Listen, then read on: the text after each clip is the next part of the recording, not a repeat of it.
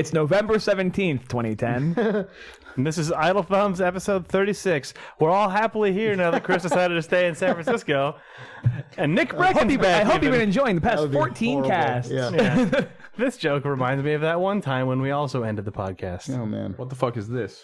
This We need some silence. is video games. Okay, silence.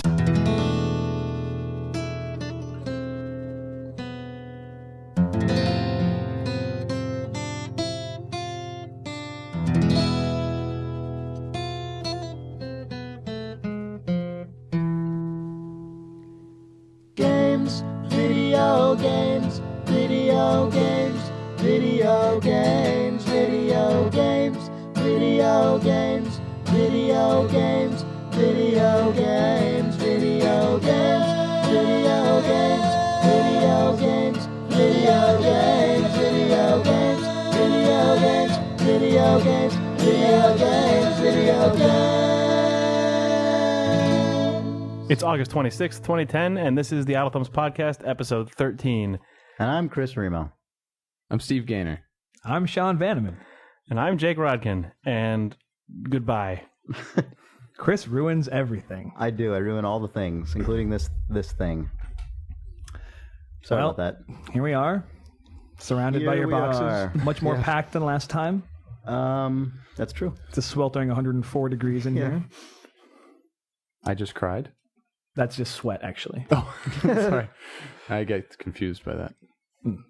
They're both salty. Yeah.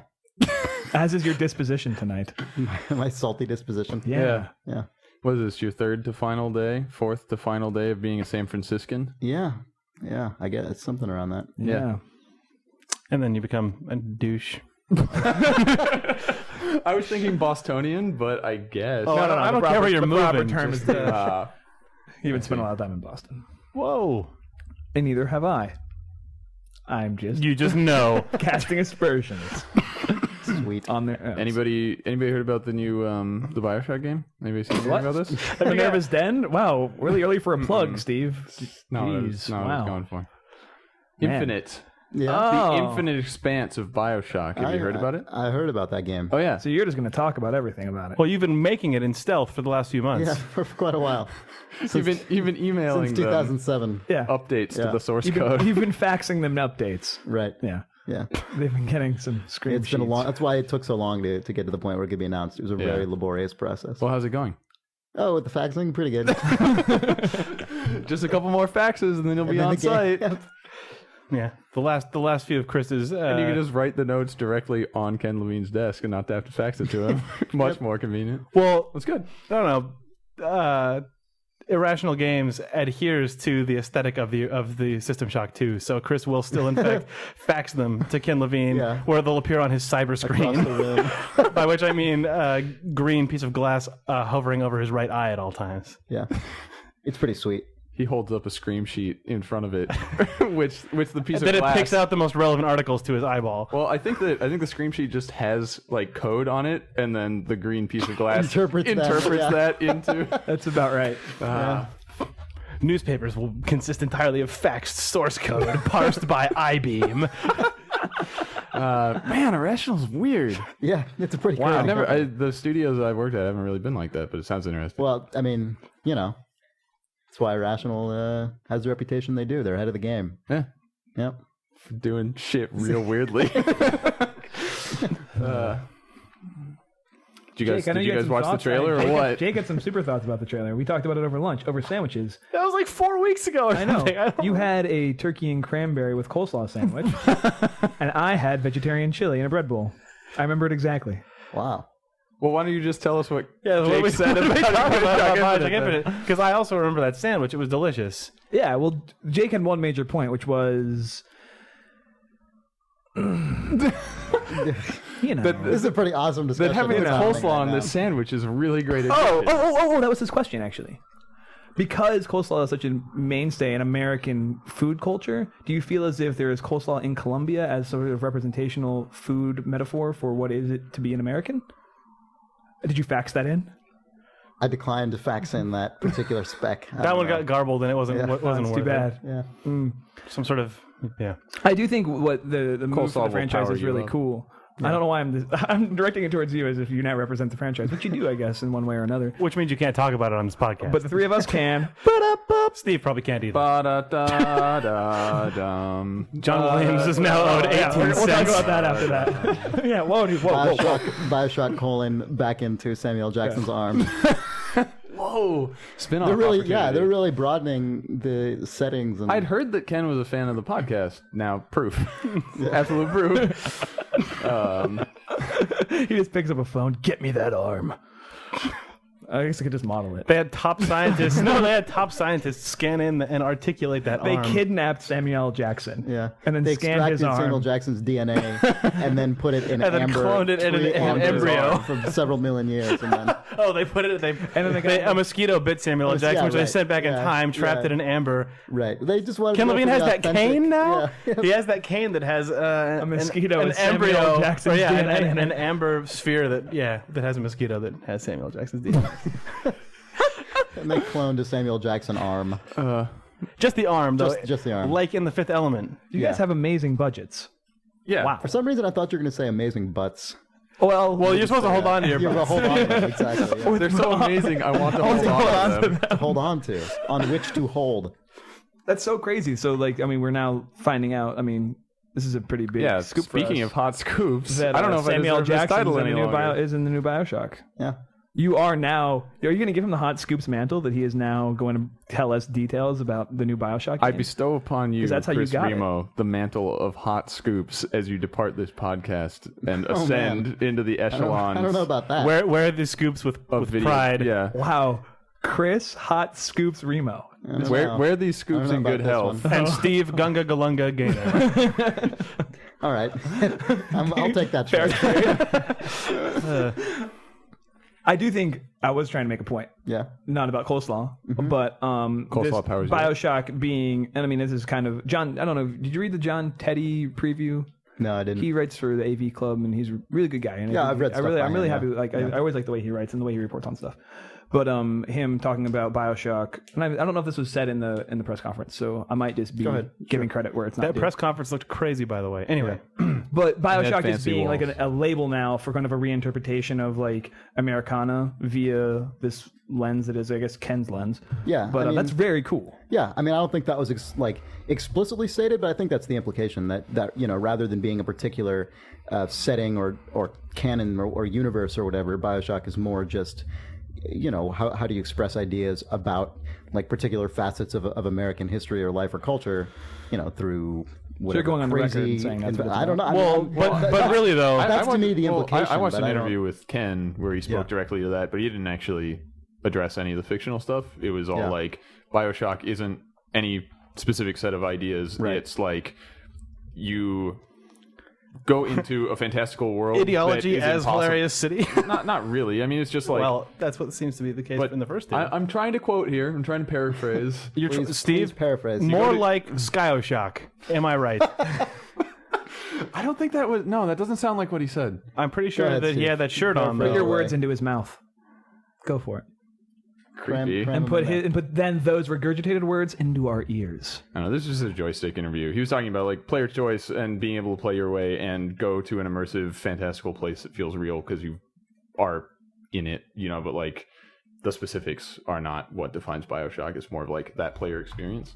And I don't know, maybe that extends to, and it re-examines our culture through this I mean, lens. But I mean that's the kind of thing that it might just be circumstantial. that might not necessarily. Yeah, I don't think that's absolutely. really I think native to BioShock either. for the necessarily. Also meant I think American- for the near term future, it's probably a moot point anyway. I mean, given the fact that this game will have come out, 5 years after BioShock, Right. the thought of whatever Irrational does after this game is probably so far in the future. Yeah, that Well, even if it has the BioShock it's sort of label an on entirely it, it's sort of academic. like, They are matter to establishing though the discuss. exponential distance scale. The sort of That's true. BioShock, like if you look at sort of the exponential ramp going, slowly, then whoa, Back and to BioShock 2 is right, BioShock to imperceptible. BioShock 2, it's like you're kind of it's in Rapture, then a different part of Rapture, then we launch up to the sky, and then the next jump is hopefully logarithmic. It just Yeah. Is Moonshock? no Space Station, BioShock Space 4. Station Space Shock. Yeah. Yeah, like and then 400 miles episode above the 5, surface. that scale goes all the way out to the moon. Moonshot. 1, 2, 3, 4, 5. Yeah. Fucking moonshot. Then the next one, you've got to be in like a parallel universe or some shit. I mean, at that point, once you start getting exponential, It's actually just in a black hole. That's it. It's just it's the edge of the edge of existence. It's BioShock very- Beyond the Infinite. Oh man. Oh shit. TM copyright out of thumbs 2010. 2010. yeah, I think it's we're actually registering that copyright. URL we should now. register that URL because you know there's 2001. BioShock.com Yeah, squad. BioShock.com is now under It's been squatted for yeah. like a long time from some like since 2004. Yeah, apparently since before the trademark for BioShock was registered. by It's 2K. up for debate whether or not the space station BioShock is the 80s, like sort of 70s, 80s Cold War NASA style, or if that's the moon base. But one of those two is probably going to be. I feel like the 60s. One of them's going to look kind of like Skylab, and one of them's going to kind of hopefully look kind of like 2001. That's my hope. And that's confirmed by Chris Ramo of Irrational Games. Oh, Chris Hot Scoops Remo Zero has just let us know that speculation Jake confirmed. Video Games Rodkin is art directing BioShocks 4 and 5. From this chair. It doesn't have arms. He but will- we're he will working back on the on arms. We've got the his- fax eye for us. The fax eye. Oh, yeah, that's true. Fast forward 8 years, an Idle Thumbs forum goer quotes this when both of those things are true. But you won't be playing that BioShock game with a controller in your hand. in your hand. Instead, you'll be using Sorry, a was the sweet skateboarder peripheral. Was the quote a controller in your hand? Yeah, it 'Cause was in your hand. A controller, comma, in your hand makes it sound way more just like Well, that's dirty. because it was still a Sordid. controller. It was Oh, like a that's true. foot controller. You know. it's like those toe gloves or socks. Right. The glove socks. Oh, I hate or those. toe the shoes. They're called Toe shoes. Oh, the You haven't rubber seen the like Vibe sandals that 5 have. yet? Oh, yeah, right. Those look- just- they those look just like come toe with a socks, gross they're beard. shoes. Yes, they're horrible. I'll go on the record as saying that they're horrible. Yeah. I'm sure they're But that's how you'll explore the surface of the moon in BioShock 5. You'll But there might be like a diode in each little toe thing. I mean, yeah, you know, there'll Touch be sensors? it's toe force feedback. It's a haptic response. like a servo in there somewhere. Probably a servo. So what else is going on in the world? really. I will Gyro. say. I mean, Well, what we were had you some- actually we gonna had say some about the very- game, We had some very Jake? salient Yeah, thoughts. Jake wanted to talk about this, and now he's. Oh, I don't remember. Think past the coleslaw. I mean, it's the same thing that everyone has talked about at this point, which is just the stuff like, are these games in the same universe or is it Final Fantasy style? Sort of. I think that's what we were talking about because it was like the day the trailer came out and we were like, oh, what did it? Right. And I really hope that they are just completely separate and that there isn't even a tiny thread going between because I really, really, really like Rapture and Andrew Ryan and all of that stuff. And the idea that it would potentially be retconned so that Andrew Ryan built Rapture because he was inspired by this other enormous ideology as city that existed when he was a kid would as a fanboy of BioShock, it would kind of disappoint me unless there's some brilliant thing that they can do to twist that around that makes me just go, oh shit. But I'd almost rather they just keep it clean. And I don't know. I mean, it's the implication that, I mean, the internet, at least right now, seems to think that they're separate things. Yeah. Like, because when like you crash Final in that Fantasy. plane in the first minute of the first BioShock, you don't have. Right, the guy's like, oh, God, it's like Columbia.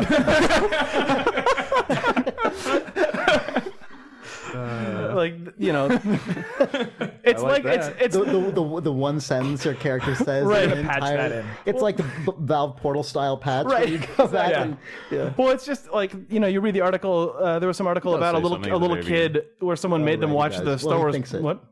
Oh, you hear it echoing. It's narration. Yeah, I can't really tell. I guess he wasn't saying it But like, aloud. what at the beginning of the. He does BioShock. talk. Yeah, but He says sort of something like, I'm I always- destined for great I always things. interpreted that as like internal yeah, monologue. that, Yeah, that me seems too. like it to me. But Jake's, But maybe Jake's it- like that implies speaking No, with it the actual doesn't. mouth. His internal monologue could just be underwater. I don't see any problem with that. Yeah, it reminded me, like I read an article where someone asked their kid to watch Star Wars 1, 2, 3 and then watch 4, 5, 6, and the kid was like, fuck that kid. where there's like, or the kid was like, I guess Chewbacca's the only Wookiee that survived the Clone Wars. And it's like, what is... That's your takeaway? Like, weird. So if Infinite is in the same world, it would therefore be a prequel, and then I would be... So the kid, which ones did the kid watch first? The kid watched them in chronological order. So when he So got the to the prequels sequels, first. when he Canonical got to 4, 5, 6, when he got to A New Hope and Empire Strikes Back, he was like, "Oh man, Yoda looks weird. Oh man, I guess only Chewbacca survived out of all of the Wookiees. Where's the like?" Yeah. That's really good. Yeah. That's so mean. Did you guys see, their by the one way- social experiment just ruined Star Wars for that poor kid? Yeah, I know. Did you? This is probably a little outside of the scope of Battle Thumbs, but real quickly, did you guys see The that last interview one, fuck it. with Let's talk about- Gary Kurtz talking about Star Wars stuff? Yeah. I mean, That was a really interesting interview. That really, like... you're not a big enough Star Wars dork to have known that story existed before that interview, apparently. Which story? Just Gary Kurtz no, versus not George really. Lucas. I mean, I love About the like first, the ending of the third movie. yeah, about just he. Okay, well, that I don't might, e- I okay. can't So I'm even sure all place that the shit name. is. I'm sure all that shit is common Well, knowledge. no, I didn't know that until I assume we're talking about the I same didn't know stuff either. where he yeah, was talking about the guy who original was like ending of- Lucas's like sort of at least like sort of tacit creative partner on American Graffiti in the first two Star Warses, and then everyone was always like, "Oh, George Lucas just needs an editor. George Lucas just needs someone to tell him no." Whoops, that guy totally existed and then was deleted. Yeah, well, no, I mean, it was interesting to me because I love the first two Star Wars movies a lot, and I'm not really like a huge fan of the third one, and I couldn't give two shits about the prequels. And it was interesting to read that guy's statements and be like, "Oh man, this is exactly how I feel about the first two Star Wars movies," and that's exactly why I'm like a little less enthusiastic about the third one, and why the other ones are just bullshit. Like I just couldn't, you know. It's important contributions to canon. All right. It kind of you like canon, don't you? It kind of it reminded me of that line from, wasn't it? You did the interview with Fergus Urquhart about Fallout New Vegas, and he was talking about Fallout 1 and 2. Uh-huh. Yeah, and there was that one line in it that I had a similar feeling where I think you asked about like what was up with the tonal differences between Fallout 1 and 2, and he was just sort of like, well, That was a good response. I was a lead designer on the first game. On the second game, I was project lead and had way more shit to handle, and so like the designers occasionally would say like, hey, I'm going to put some tongue-in-cheek stuff in my part, and I was like, all right, and I didn't keep a close enough eye on it, and then it shipped, and there was everyone- just jokes everywhere. Everyone sort of assumed I'll be the one guy who does this. Yeah, and I'll have the wacky part. and it took, and they built that game in like 8 months, so Right, there just wasn't yeah. a ton of oversight. And Well, when I think they like basically restarted it at one point during that 8 months. well, no, I think it was like a year and a half or 2 year okay, project, and then they right. restarted Yeah. it with anyway. And yeah, I read that and I was like, that totally makes sense. Yep. I thank you for like. I now understand why I felt that way about those games. Like, it's Right. cool to see those kinds of things from the inside. Exactly. Even if it takes like 10 or 12 years after it's released. Look to how we find it tie out. that into video games. Jesus, we're so good. It was a super sick seg. It was a great It was seg. ultra seg. Yeah. I just got 4x combo points for that. Wow. That's super it was sick. a combo breaker. No, I have the combo. Oh, you've used No one broke it. It was unbroken. There was an amazing seg in there. Oh, you just broke it because now we've Yeah, totally now- got off, now it's off been track. You're the fucking combo breaker. Thank you for the combo breaker. Way to go, famous. God. Not so famous anymore. That's true. That's true. Infamous. Your new super catchy More like nickname is that, going to be am I Combo right? Breaker Vanaman That's fun. because you break combos. Oh, okay. What else has been going on in the world of fucking video games? I played the first like a couple hours of Kane Lynch 2. Oh yeah, those are the I good hours of that game. saw a bus ad for that today. I saw an ad for it There's on been quite a Steam. It few was ads. all of Steam. Yeah, that's true. When it He's came got out. Milk Eye. He's got the Geordie LaForge Milk Eye. He's got like the Well, that's a pretty common thing in video game characters to have the scar running over the eye and the Milk eye, discolored yeah. eye. Yeah. No, that's a classic move. There's a, It's you one, haven't it's, seen no, that it's in, one like, of the a great. lot It's one of the games? great moves of video game character design. Remember when I wanted to put that in Jurassic Park? Milk Eye. It's not in there, but yeah. Oh, there were some good things that we can't talk about. Oh, yeah, I know. One day we'll do the Let's not go there. We'll What were do the the- first 2 we hours will of do Kane Lynch that- 2 that- like? It was interesting. Fallout because- review. We talk about Geordie LaForge Milk Eye. Sorry, go ahead. Good job. There was. in here. It was. Yeah, it is. It is actually. It is quite hot It's the worst. in here. So take off all your clothes. No, it was really. It was like very striking. what you meant to say was play the, swap it like it's hot. That's true. Antec, believe it. It was strange to play the first send us couple hours of some that of that game because the obviously IO. I mean, it's beyond obvious that IO really likes. Well, that was the I slogan guess for Kane Lynch too. Michael by the way. Mann films a lot. Is Yeah. that kind of seen as like the main touchstone there? And they really like just went balls out for that aesthetic permeating like every aspect Balls of the game. out is the worst hand gesture just now. Oh, did I? Oh, the balls came all the way out. You implied that balls were in fact out Like and removed, presented. yeah. Yes, The on a balls silver were, plate? Yes. The dinner remover is lifted. it was more just like Dinner from remover. anyway the dinner revealer. Dinner revealer. That was I don't know what the silver thing is called. When we played a lot of Smash Brothers Brawl, like assist characters and various things, come out of the stupid thing that a butler will use to reveal your fucking dinner. I don't know what it's called. The thing that keeps your dinner warm, the silver bell keeps thing. Keeps it hidden at least. Yeah.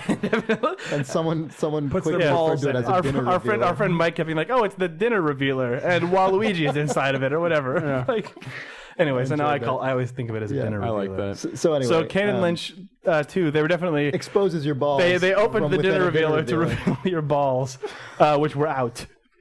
Yeah, and To what ends? they use that strange maneuver to craft a game that is really, really, really, really dedicated to that like cell phone video, really like shaky cam aesthetic in a way that distortion. like really, it's really extreme. I mean, it looks like That's why all the ads have like deliberately shit JPEG compression. Exactly, like it looks like the sort of weird impromptu footage that like just some dude sends to the local news station. Yeah, and it was so. So it's like Cloverfield.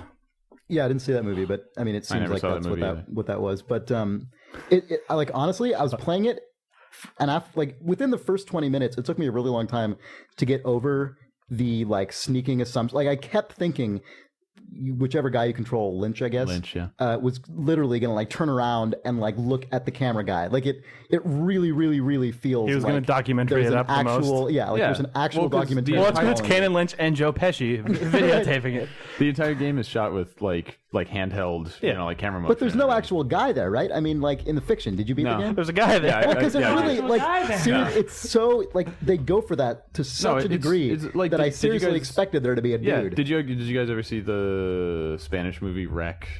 They remade it into that movie Quarantine in the U.S. It was like a horror movie, and it took place entirely in an apartment building that was like shut down. I saw the trailer for it. There was like a zombie outbreak, basically. It's an interesting movie. I think you'd like it. You should watch it.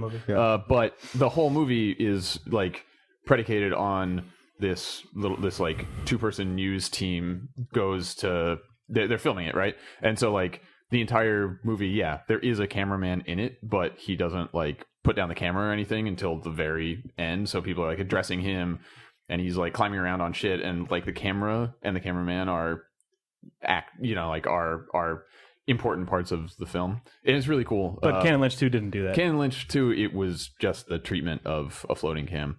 Well, there was another movie I forget that I saw. I forget if it was it was the Blair Witch Project, French film maybe, about a documentary film crew that follows a serial killer around and like documents his daily routine as a serial killer. And I mean, it was like a fairly disturbing movie. Because they really sell it like that. I mean, it really looks like it was just filmed by these kids going around at the serial killer, and same basic concept. But it was weird to see it in a game, where it's not acknowledged, but everything's still dynamic. Because in a film, it's less in your face because things just sort of happen in a very prescribed manner. Whereas in a game, when you stop, you start running and you go into that really crazy shaky mode, and you stop running because you just decide to. And then it kind of just slows down to a little bit of a swim, and like it reminds you of it much more. Like that specific aspect too. Like they really make the presence of the camera, and like part of the AV, because when you do that sprint, it has the exactly, wind rushing past the mic, and that's the kind of thing that becomes really easily broken. Because once I noticed that, I started running for like half a second, then stopping, then running for half a second, stopping, and it becomes absurd. Which makes me, and it made me really reflect on just how, what is the place for that kind of thing in games? What's the place of making? I mean, is it possible to make a game that's really unpleasant to play? Like, there are certainly movies that I have found... It's possible. No. I mean, obviously it's... No, you mean deliberately aesthetically? Right, deliberately. You know what I just pictured?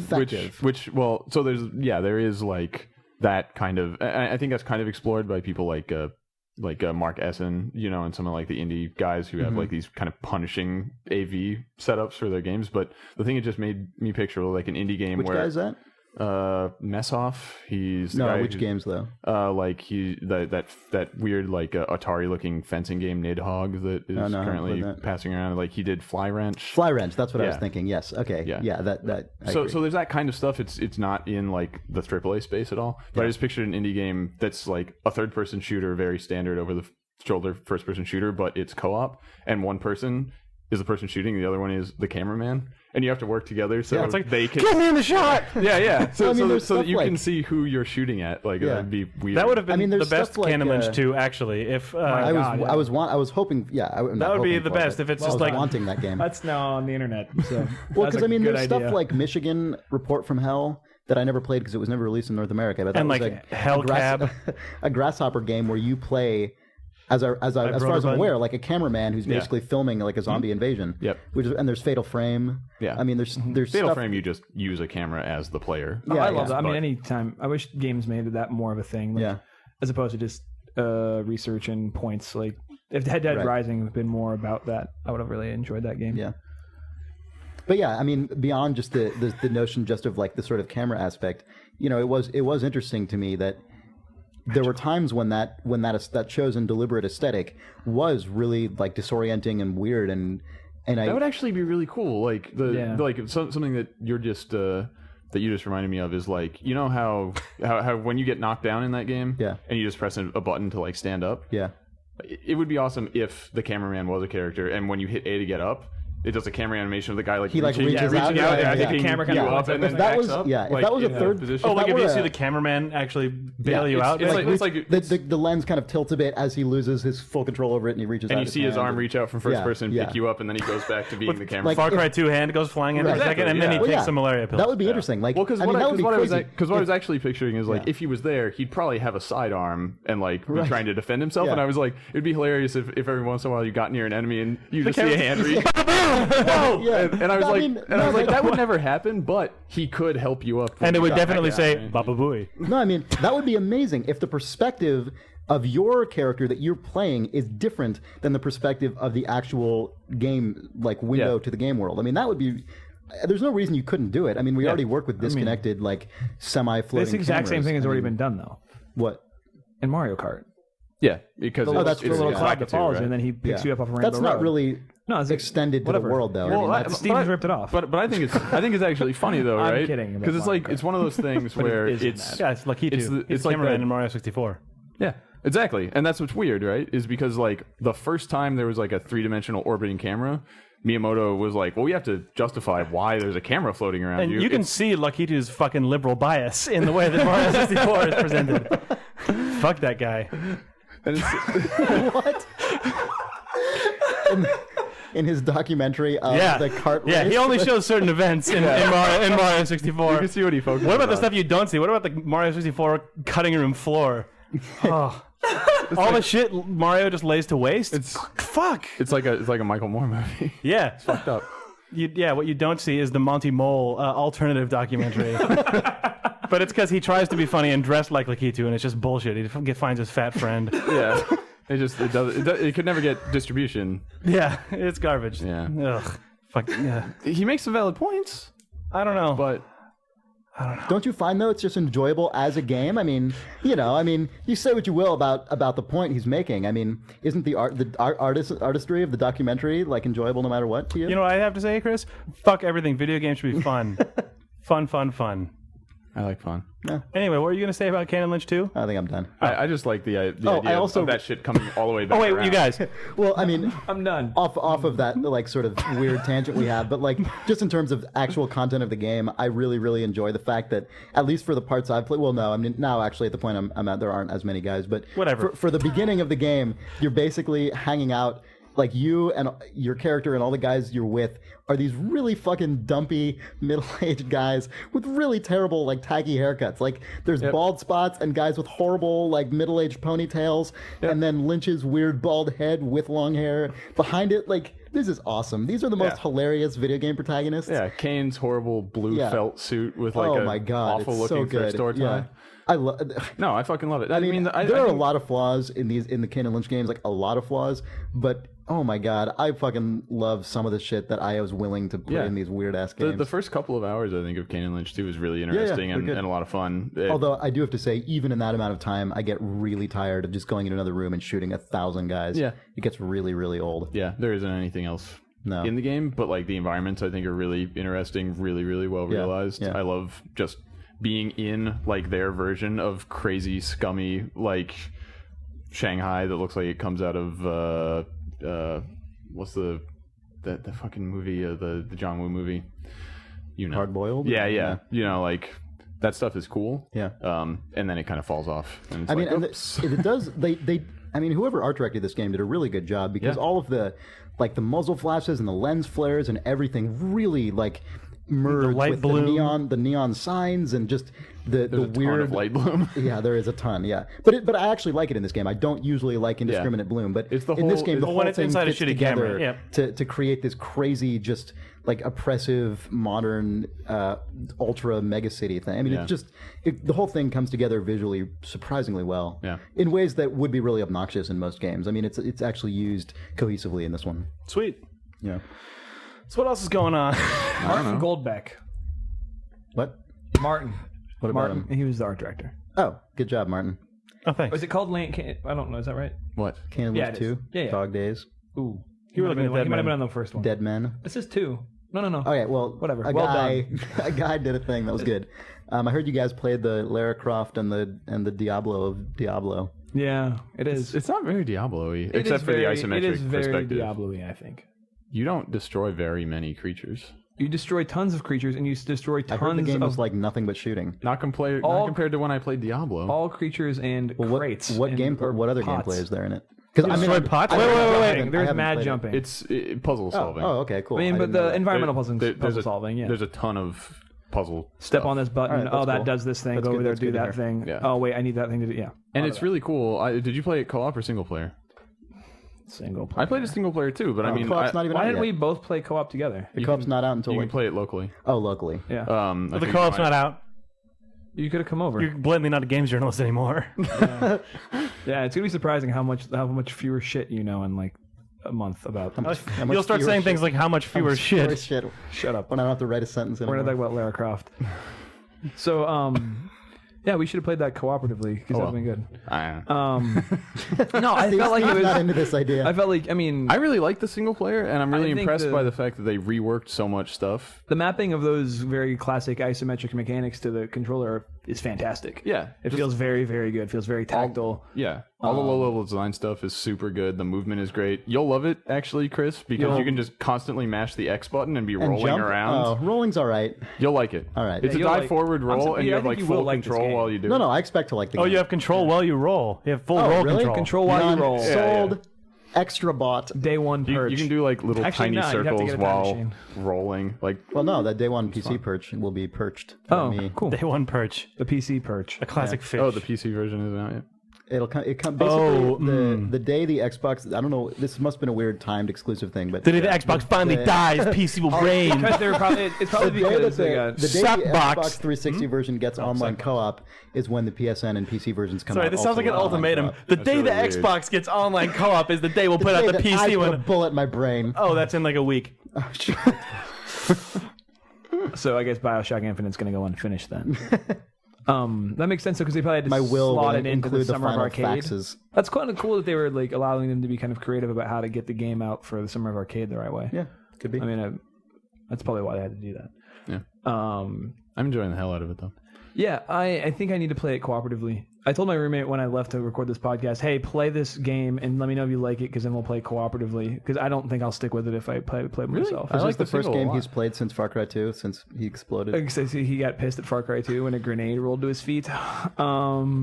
I heard a grenade roll down a hill one time. That's in all that game. happens in that game. I heard it. Rolled- It's essentially It's like that Rock of Sony Bravia Ages. commercial, except with grenades. Except with one grenade. Yeah. And then your buddy's at the bottom of the hill, and then you're at the hill also. But I would And play then that it's a dream. cooperatively. Otherwise, I an don't know if I'll interesting stick game. with it. I don't know. and I think they did a great job of making it a totally valid single player experience, even though it was built for co-op. Like my understanding is they reworked all of the levels and like Lara's really? abilities to play single player. That's cool. Because there's stuff where it was like you have to step on like two buttons at once. Four swords Yeah. style. and So they'll they do give you a stuff thing. like they will spawn in additional things so that you have a little puzzle to like weight it Yeah. down with a block. Or There's a lot of something big heavy instead of balls your- you got to roll around. Yeah, which is actually that's a lot of fun. effort, especially considering Yeah. a lot of people are going to be totally Yeah. done with that game by the time co-op comes out or online co-op. Yeah, but because also But I guess apparently- it'll give people a reason to if it's does actually feel a like a game substantially that- different game, then It does feel a game that where local co-op is probably very fun. yeah. It has that sort of. They also did the cool thing where they consolidated the two players apparently in co-op have different abilities. Like the the second player, the Aztec guy, can like throw a spear that sticks into walls, and then Lara can like jump on top of them to get I up bet higher this is and such a stuff. better cooperative game than And single player. Like, in throw single me a player, spear. yeah, because in single player, I mean, come on, throw me a spear Well, here, like, guys. Really, please. Like that aspect of it. Because Yeah. did you know? Okay, there's that. It's got roll control. It's got throw me a spear mode. The first time that those like the more tough guys show up. yeah, It's got the more and tough guys. there's the, fuck Sean everybody. Bannerman, video game writer. Throw me a spear and the more tough Video game guys writer, not debut video album. game talker. Roll control.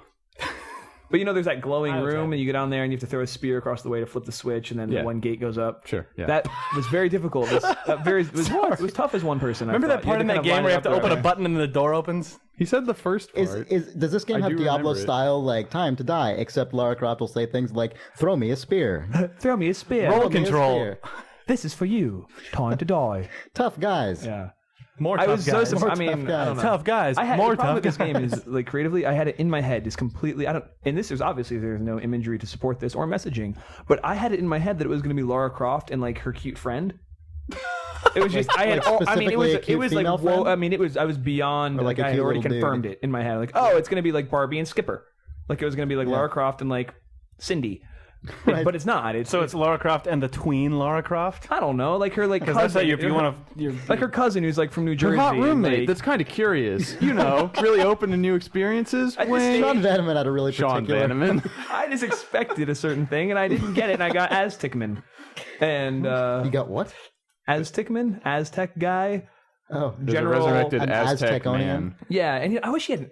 This is a dumb thing to say, but I wish he had an accent.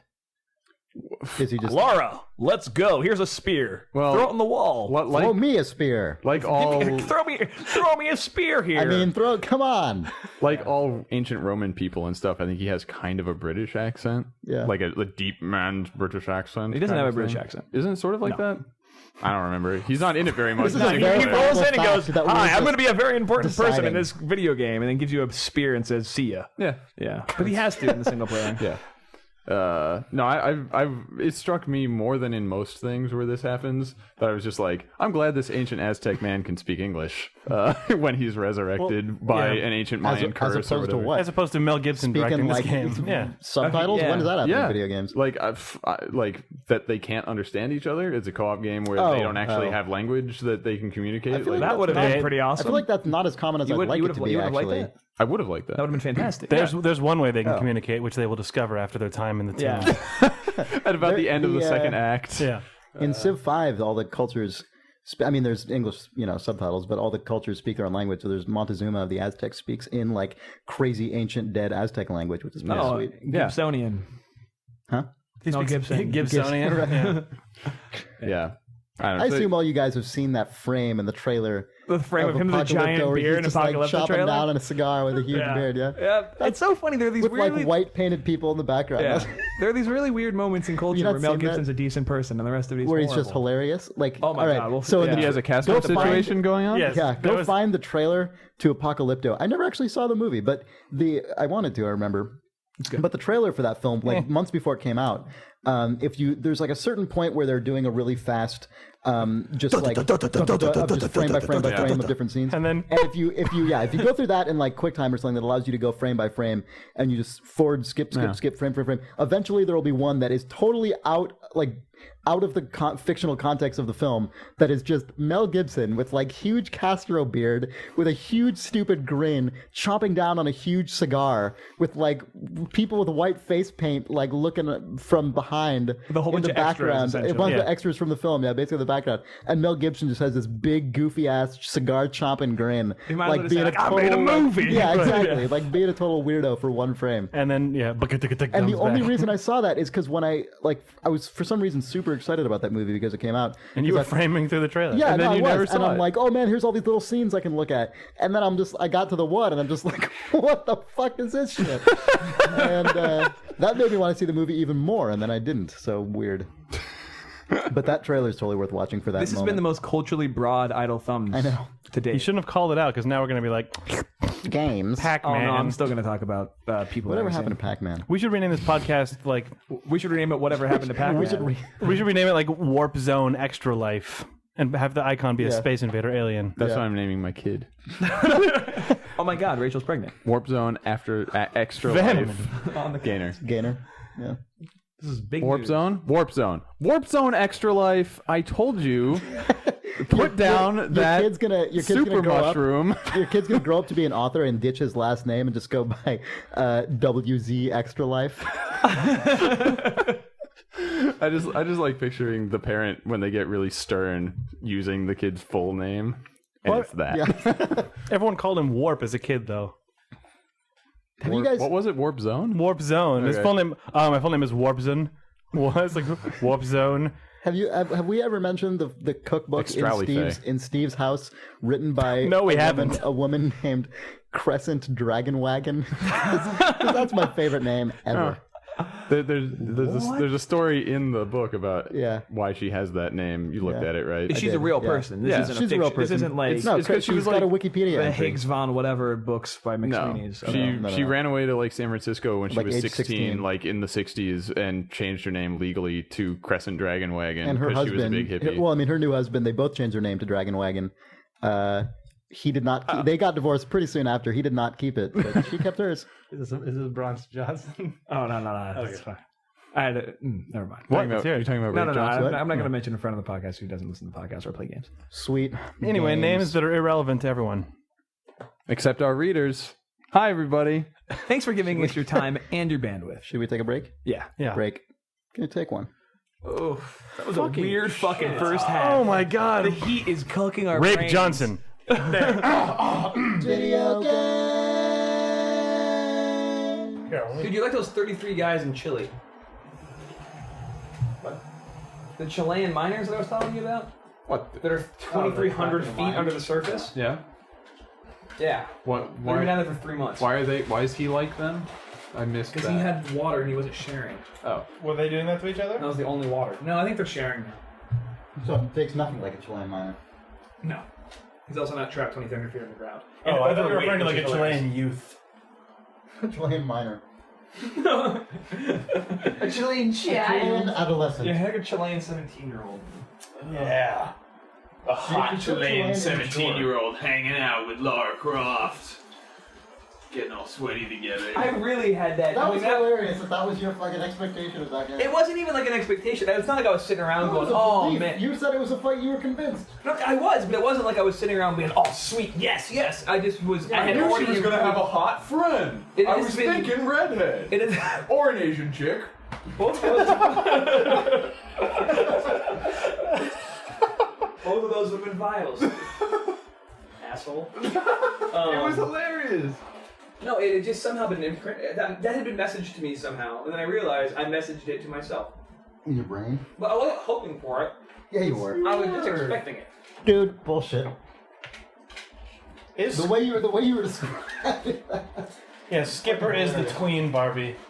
I didn't get to tell my whole story because I got cut off. But I figured Oh, weird. What is That's surprising. That's weird. That's strange. I was going to be like, you On the know. Alpha podcast? What's funny is somebody pointed out that your icon's Ebola. I just thought it was a really skinny penis. Video game. Ga ga ga ga ga. Galunga. That's your theme That's song. McDonald's. It's Chris Remo's. Remo's is actually what it's called. Oh, right. It's a fast food place that opened around the corner. Remo's good. sweet tea. Yeah, they serve sweet tea. And And Remo's hot buns. if you order the special, everyone on staff has to say Gunga Galunga. Yeah.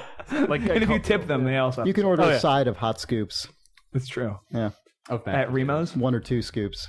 Remo's is the out of all the names here And is you the get- one that sounds like a restaurant. You get to decide whether My dad it's... had a restaurant, but he was called Ernie's because his name is Ernest.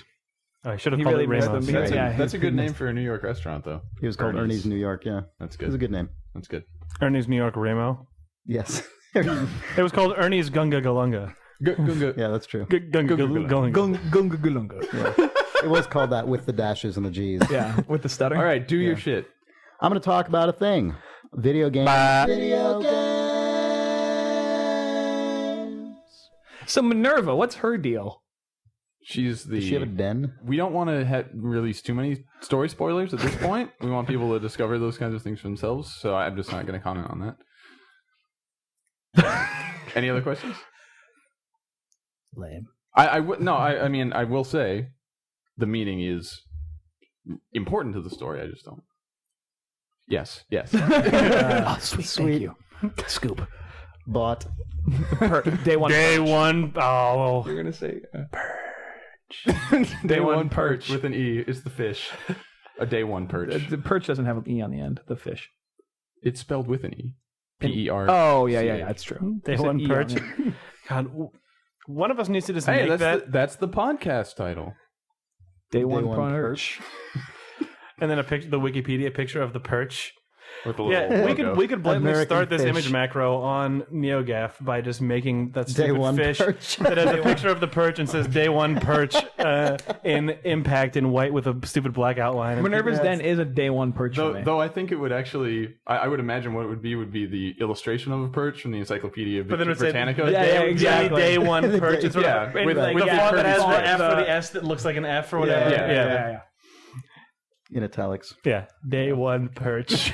This is good.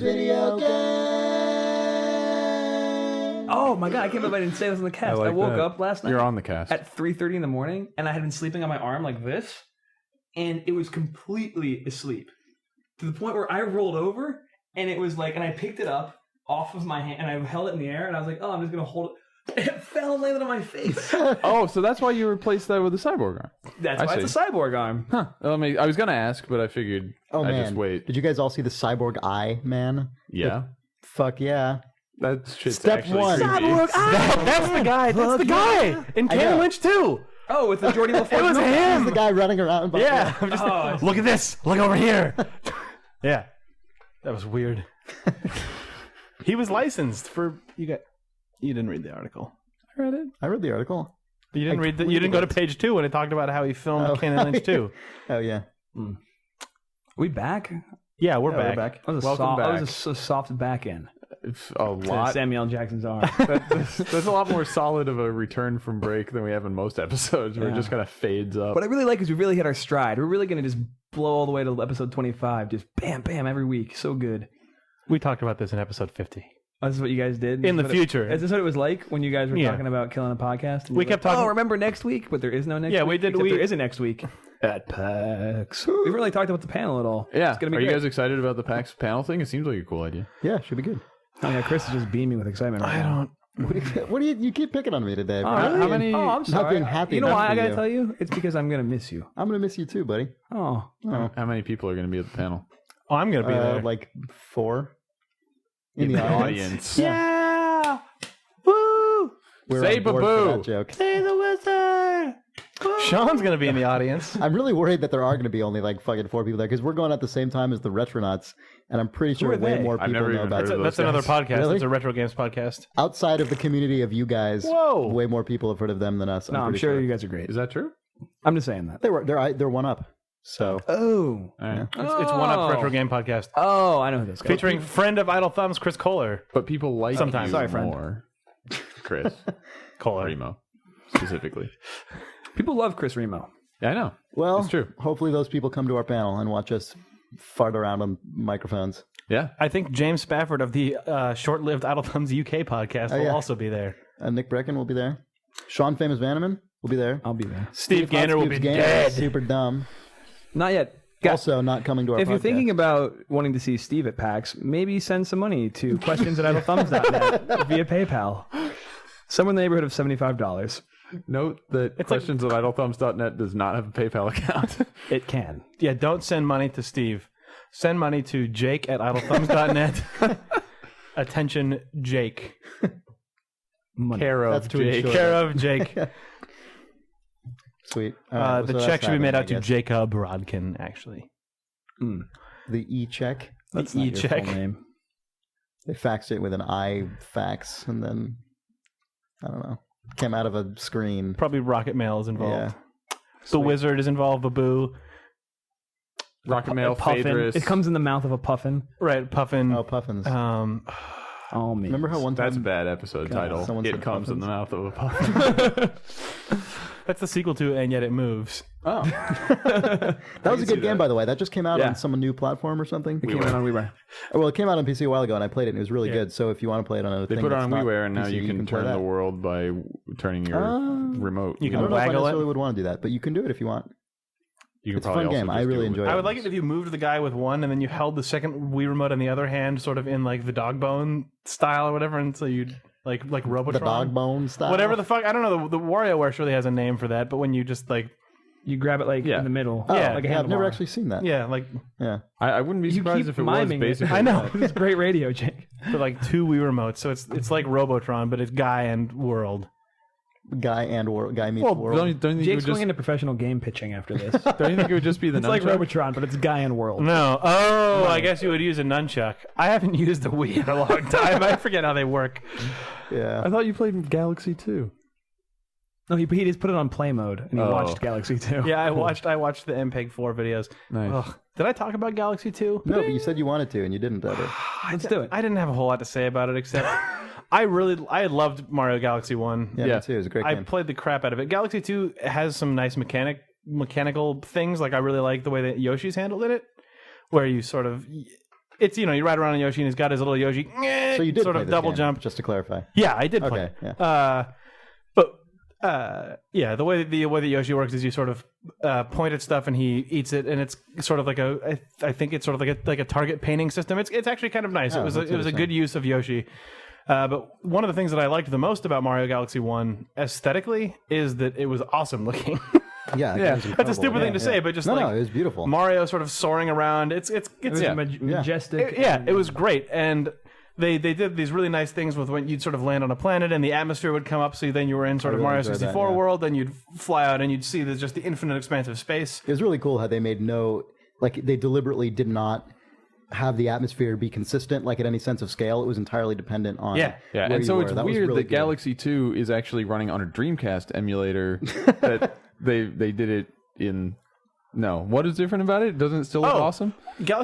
Mario Galaxy 2 doesn't actually look as awesome because I think maybe Nintendo wanted the game to look more familiar to people who liked the older Mario games or something, but they painted sky into like 80% of the sky spheres of like the backgrounds of the game. So as you're flying around, like you'll just sort of catch a glimpse of space through what looks like just 10 years ago's sky texture, where it's blue sucks. sky with overlapped clouds, but the clouds all for some reason still have the blue edge of the sky painted in, so even when they overlap, it just look looks like a bad it looks like transparent game GIF. sprites, but Yeah. and it made me realize how much of Mario Galaxy's just sort of majesty and awesomeness came from the huge expanses of space and the way they sort of did the sort of retro style colored lights tinting it and stuff. It feels so cheap. It feels like a cheap sequel, which is just aesthetically. Do you think that's a response to the fact that New Super Mario Brothers and that red box did so well in that system? I don't know. Like, we want to pull that audience. I don't know. It looks way more like a traditional Mario game, but to the detriment of the really, really nice, like, there's only like 2 or 3 core Mario games that have solid visual design, I feel like, and it's like Mario 3, Yoshi's Island, Mario World, and Mario Galaxy are pretty much the only ones that I thought. Like Mario 1 looks weird. Yeah. Mario 64 just looks like shit. It plays well, but it looks fucking bad. Yeah, And Galaxy was one of the first ones where Nintendo finally like. It was Yeah, they it was tried so a nice to see specific like theme and to then see they a core executed on Mario it, yeah. game with great aesthetics, and then Mario Galaxy 2 was like, well, this is a no-brainer. Just show me more sweet space with Mario walking around inside a glass pill that has that weird checkerboard specular highlight to look like really detailed and nice. Like, no, we'll put some really shitty sprites all over the game. Like, no, oh god, and it made me not want to play it because it just Yeah, that's too bad. it's just anyway. Mario Galaxy 2. That's all I wanted to say. I was mad at those cloud sprites. No, that sounds like a legitimate thing because I totally agree with you about Mario Galaxy 1. Like the sense that it was. I actually at the time remember thinking it was a really ballsy thing to do from an art direction standpoint because Mario, it was very different to how Mario usually looks in other games. Where in this game, especially the smaller planets, when you land on them, you're really like just sort of suspended in this huge dark blackness. I mean, it looked amazingly cool, but it was really like a really strange, unusual choice. And I was really glad they did went it. back way That familiar, sucks, but they went familiar without investing all the time and money they invested in making the new stuff look so bold. Right. I wonder if some of that expansive space felt overwhelming to an audience that they're now trying to appeal to. Yeah, I mean, I know thought what I it felt amazing. I mean, think it like, feels but incredible. And you it's feel like my you love know of where it's- space is well documented. So Space, but I don't know. It even seems the like overworld stuff like when that. you're- I mean, my guess. I don't know. It seems like sometimes people sort of guess yep, at that stuff. Yeah. absolutely. Oh, that's exactly it what I'm was certainly saying. not as conscious as we're making it out to be. I'm sure.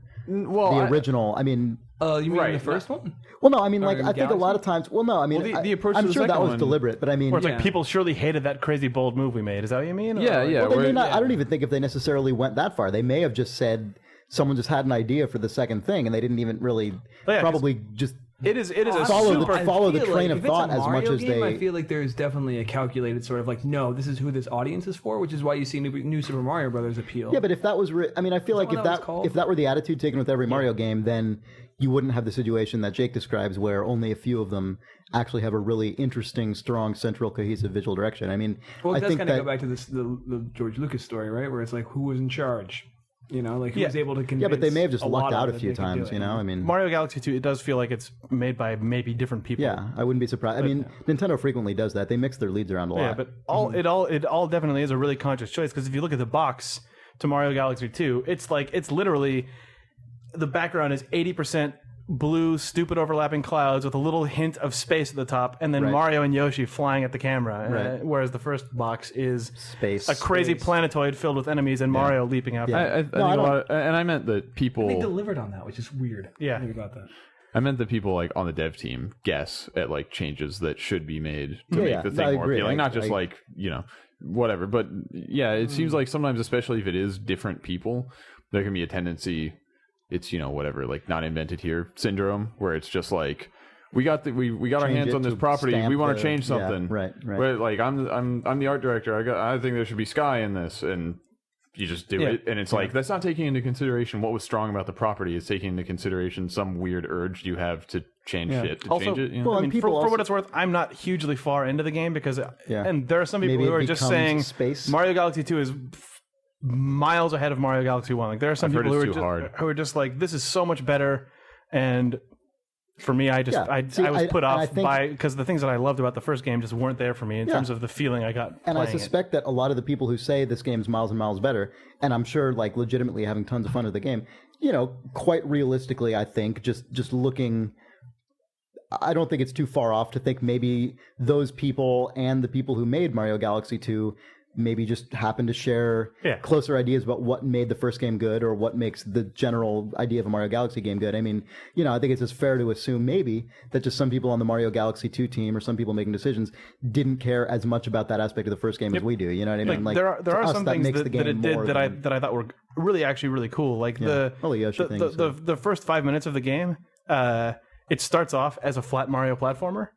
Oh, nice. And then after you sort of get a little ways in, it expands out to become kind of isometric, like Double Dragon. So that's really cool. It's a Mario platformer, but you can move up and down in the world. Yeah. And then the camera sort of and the controls, it sort of slowly ramps out to 3D controls.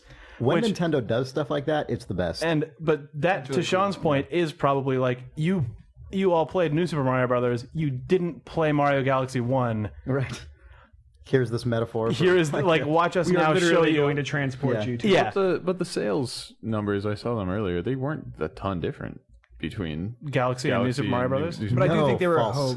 I thought they were only No, off by New like Super Mario Brothers. Super Mario a Brothers is million or crazy. something. Yeah, that game's been on the charts for like years now. Yeah, Galaxy did not do what it should have done. I don't No, think. and Galaxy 2 has not been a huge sales success. Yeah. I mean, I mean, compared to some games it has been, but I don't mean it Yep. has not sold. New Super outlandish Mario Brothers numbers. though is a destroyer Yeah. of on dollars. both platforms. I mean, it's just absolute gangbusters. Yeah. So they should have called this New Super Mario Galaxy. Yeah. It probably would have sold more. I mean, I don't know. The clearly there is a very specific, focused attitude towards how people buy games on the Wii Yep. They buy games that say new. or Wii. Oh yeah. I mean, They haven't put those two things together yet. That's the juggernaut. Well, New no, Super New Mario Brothers Wii. It's pretty much got every word in it that guarantees a video game will sell. Here we go. New Bros. Super Mario Brothers Wii sales nears 10.5 million. Yep. January 25th. So that was 6 months ago or 8 months ago. Yep, and it keeps on selling every month. 10.5 million. Yeah, Well, but how many did Galaxy do? not that many. I bet this article will tell me. Let's just keep talking. This is classic. This is really good podcasting right now. Me Googling. Let's all look up NPD information. All right, well, you on keep our looking that up, iPhones. and maybe we'll talk about something else. Yeah. So what do we want to talk about? Video games? Oh, reader mail? Oh, yeah, we could do that. Let's start with the reader mail. Yeah, we could read a reader mail. Yeah. I figure our readers are our inspiration and the reason that we do this, so we should address their concerns in their mail. That's totally true. If we didn't have readers, we wouldn't do this. Have mail. Oh, or a podcast. It's transitive property. I was almost a douche. You were almost almost a douche. What, growing up? Like you almost... there was a moment That was the you ultimate think line back right to at the in end of your, Back to the in your Future 1. We're life not all where- douches, are we? What? I'm a douche? What? Sorry, I wasn't really paying attention. That's true. I'm one. Jake nearly became a douche, but his life Oh, I was going to say that I at a don't crucial do this at moment all in for history. people who listen to the podcast. Oh. Da-da-da. He does this for this one guy he went to junior high with who won't listen to the podcast. He's like, No, Jeremy, He's just trying to get my attention. 63 pods for you. It's true, though. I mean, we've had discussions about... Like 18 blasts. That comp grenade was special. Yeah, but we've had discussions about why we do the podcast, and Jake was always the most vocal proponent of the I do this for myself. Clearly. I like that people like listening to the podcast, but No, for I'm me, not- the fun of it is coming and talking to people with the intent of producing a piece of content more than it is I agree. giving advice to someone. I don't know. No, if these didn't go up, this would still just be a fun thing to do. We would still sit in here with... No. It would be way less complicated and easier for me. So I really hope you guys like the fact that we also put a fucking podcast up. No, I mean, what I would want you to do is put in all the cool bumpers and the breaks and everything, and then just email Send it to to me. you, yeah. Yeah. But I wish there were more songs in those ones. Yeah. I mean, if you could write a custom song for every cast, like you said you were going to, when I came on the cast, Oh, really? Is that that You was the said, condition. Sean, every time you're on here... Should have gotten it in writing. Bitch. You wouldn't have honored that because you're a dishonest man. It's true though. You did record "Love Theme of the Ides," and we never put that on the episode, so it was pretty good. It tops the Wizard for meme quality. I will play some rearrangements of existing Idle Thumb songs at the PAX panel. So there will be... Well, you're going to play the original arrangements where you'll sort of bring out the looper. Don't say anything, and record all the harmony parts live. Right? It's going to be sort of, kind of like Andrew Bird type thing. False. Oh, that's what I meant. Okay. You meant I wasn't going to do that? That's correct. Anyway, Greg Brown writes, Gregory. Hi, guys. Hi, Greg. Greg, it's like 104 degrees in here. I know gaming's had its share of I was ideological before. strife over the years, consoles versus PC, etc. But one war that's dogged the literary community is the question of whether the best genre fiction can be as good as the best literary fiction. Games haven't seen the same genre versus non-genre division simply because there's no non-genre work. Like literature. most games are within genres. Except for Minerva's Yeah. Down. Sorry, Steve. Game design often relies on picking an existing skill set for players to learn and master, and if you switch that skill set mid-game, it can turn players off. Even innovative games like BioShock are basically just teaching different ways for the player to keep clicking things to make them dead. On the other hand, literary like fiction a PC can... gamer. He's clicking on him. I actually know this guy. I talk to him on Twitter occasionally. He's a good guy. Yeah. Literary fiction can... He was clicking on splicers though, not. Oh, using good point. Yeah, He wasn't right. a button masher. Yeah. He wasn't Literary fiction can pick up and drop genre conventions on a whim, disregarding existing conventions and trying to teach the reader from scratch. Genre fictions in games can be really engrossing, but they must find a space for their creativity amidst the clamor of convention. For example, the Half-Life 2 series story and moments of atmospheric beauty squeezed between puzzles and shooting and driving. Some of the most creative indie games use a minimal platforming system as the gameness part of it, and then build the artistic components on top of that. For example, Limbo. Are there any games trying to actually completely eschew genre in the same sense that literary fiction does? Or do you think the whole thing is a misanalogy? Is the situation worsened by a gaming press that seems intent on characterizing games through a genre lens as an X type of game where you Y on Z? Thanks, Greg Brown. I really like this email. Yeah, it's a great email. Is he in the Bay Area? No, he's I was somewhere gonna in say, like maybe the he could Midwest or replace something. This guy would totally one up me as literary douche member of the cast. Wow. Greg, so if you No, I could, mean that if in you like could a very simply send an effective- email to chrisreplacement@idlethumbs.net. I mean, in the sense that people call me that, this guy is better at that than I am. Chris.replacement@idlethumbs.net. So That'd be send your great. applications for being the new Chris. /new Chris. Yeah. You don't put slashes in emails. That's why none of your emails go through, Jake. Oh my God, readers! Jake just had an You should have incredible seen that face. I saw a tear well Oh up. my God! I would give anything for a video or a photograph of that. Sorry. Well, notably, no one said. This reminds me of something. That's the same face that David Cage was making as he clutched the PS3 to his chest in that famous Heavy Rain photograph in Edge. And then people thought it was me when I was told about Oh slashes. yeah, he looks like you, kind of. No! and All these horrible things are coming to light.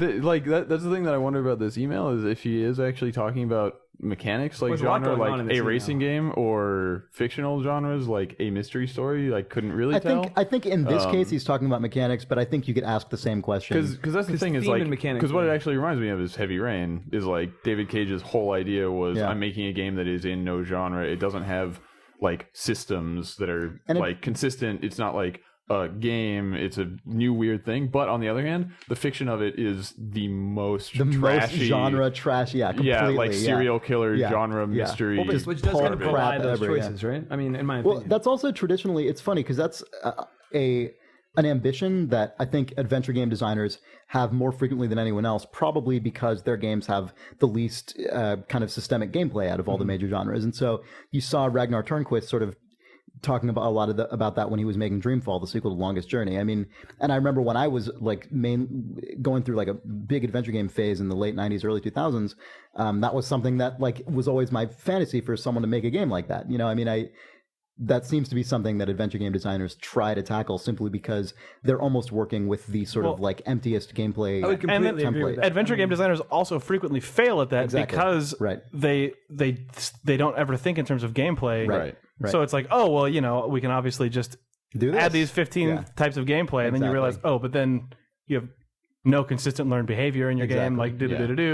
But I do think I mean, you and I are you're talking falling about because of the designs absence things of the that are- exact Yeah. thing you were deliberately trying to remove. Yeah. And I mean, adventure games, point-and-click adventure games have very strong like genre traditions as well that developed, you know, over Right, the but they're course not gameplay focused.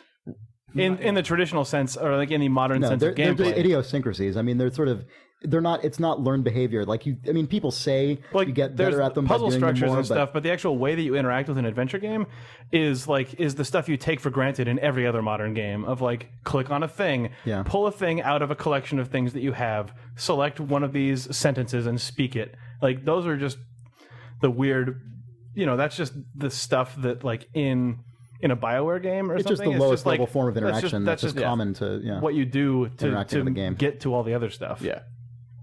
And I you know, and in terms of whether it's possible, I don't know. I've been thinking about this a lot lately because I mean, this one of the reasons this email really resonated with me is because I've been thinking about this exact question again recently.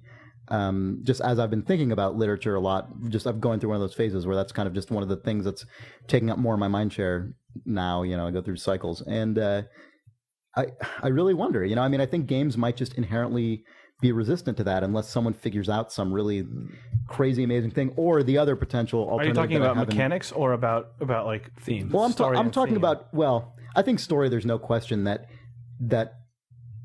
over time, I mean, hopefully, theoretically, we'll just get better writers, or the writers will get better. I mean, and start doing things that are less constrained. Well, but it's still inherently limited by what your core mechanics are. Right, exactly, and the more If your core consistent mechanics those are, about yes. killing tons of dudes, Right. it's probably going to You're be gonna some end up- kind of yeah. fantastical genre setting where Yeah. you're a warrior that kills tons of Right. dudes. You know? And the other, like, barring some kind of crazy video game singularity where someone just figures out the like grand theory of the universe of gameplay. I mean, the other potential long-term future is that, and we sort of touched on this in the last cast, you know, maybe people just become so literate, so to speak, with video games that the kind of learning aspect of it, the teaching aspect of a string of a particular type of mechanic, maybe that becomes less important. You know, maybe people don't need that as much because they're so accustomed to dealing with different interactions in a virtual space that now it's time to do this thing. Now I do this thing.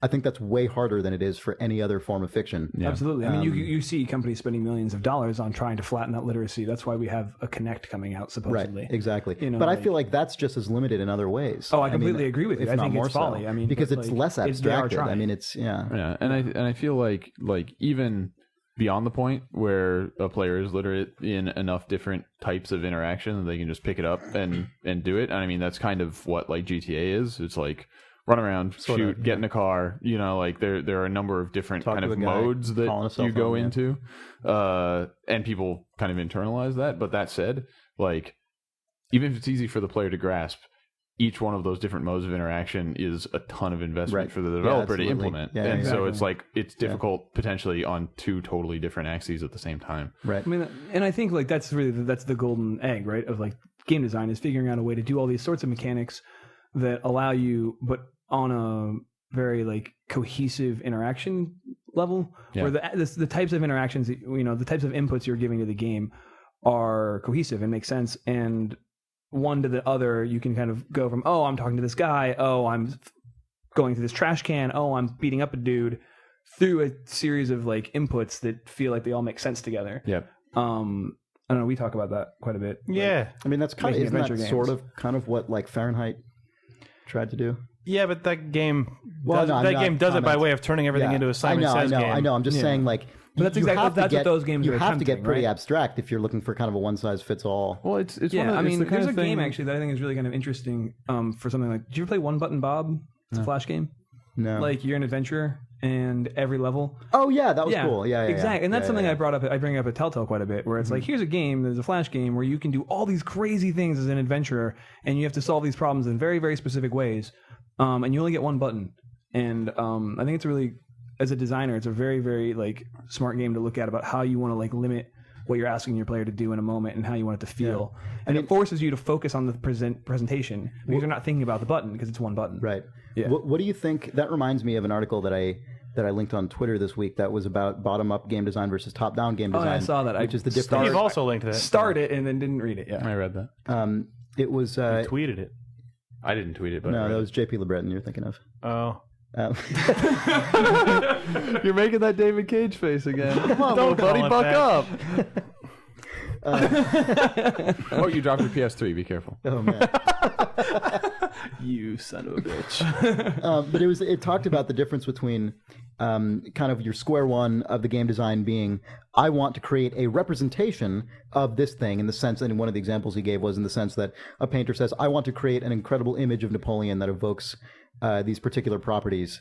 And then what are the best ways to go about doing that? And then the other approach, sort of more of an impressionistic, or what he calls bottom up approach, is what interactions and what expressions will make the most of this medium in this form. And that's like impressionistic painting or abstract art that starts from what can these boundaries allow me to do. What are the properties of the materials? Right. Like what is it about the paint that can be interesting? Exactly. Right. And One Button Bob, I think, comes more from that bottom up, where he's saying, like, what can I do from the name of the game implies this very specific design constraint, and he's saying, what can I do call it within that Mario, framework? And the guy's contention in the article was that innovation tends to come from the bottom up because it comes from people trying to push the boundaries of the medium. And I think that that's mainly true in games, but also from a very confined space. Right. Like One Button Bob is a one button game because he's a guy making a video game. You know what I mean? One guy. Yeah. Well, sure. Yeah. Of course. Yeah, that's part of it too. Yeah. Well, the production process is also a constraint. Well, you're always more constrained from the bottom. Yeah.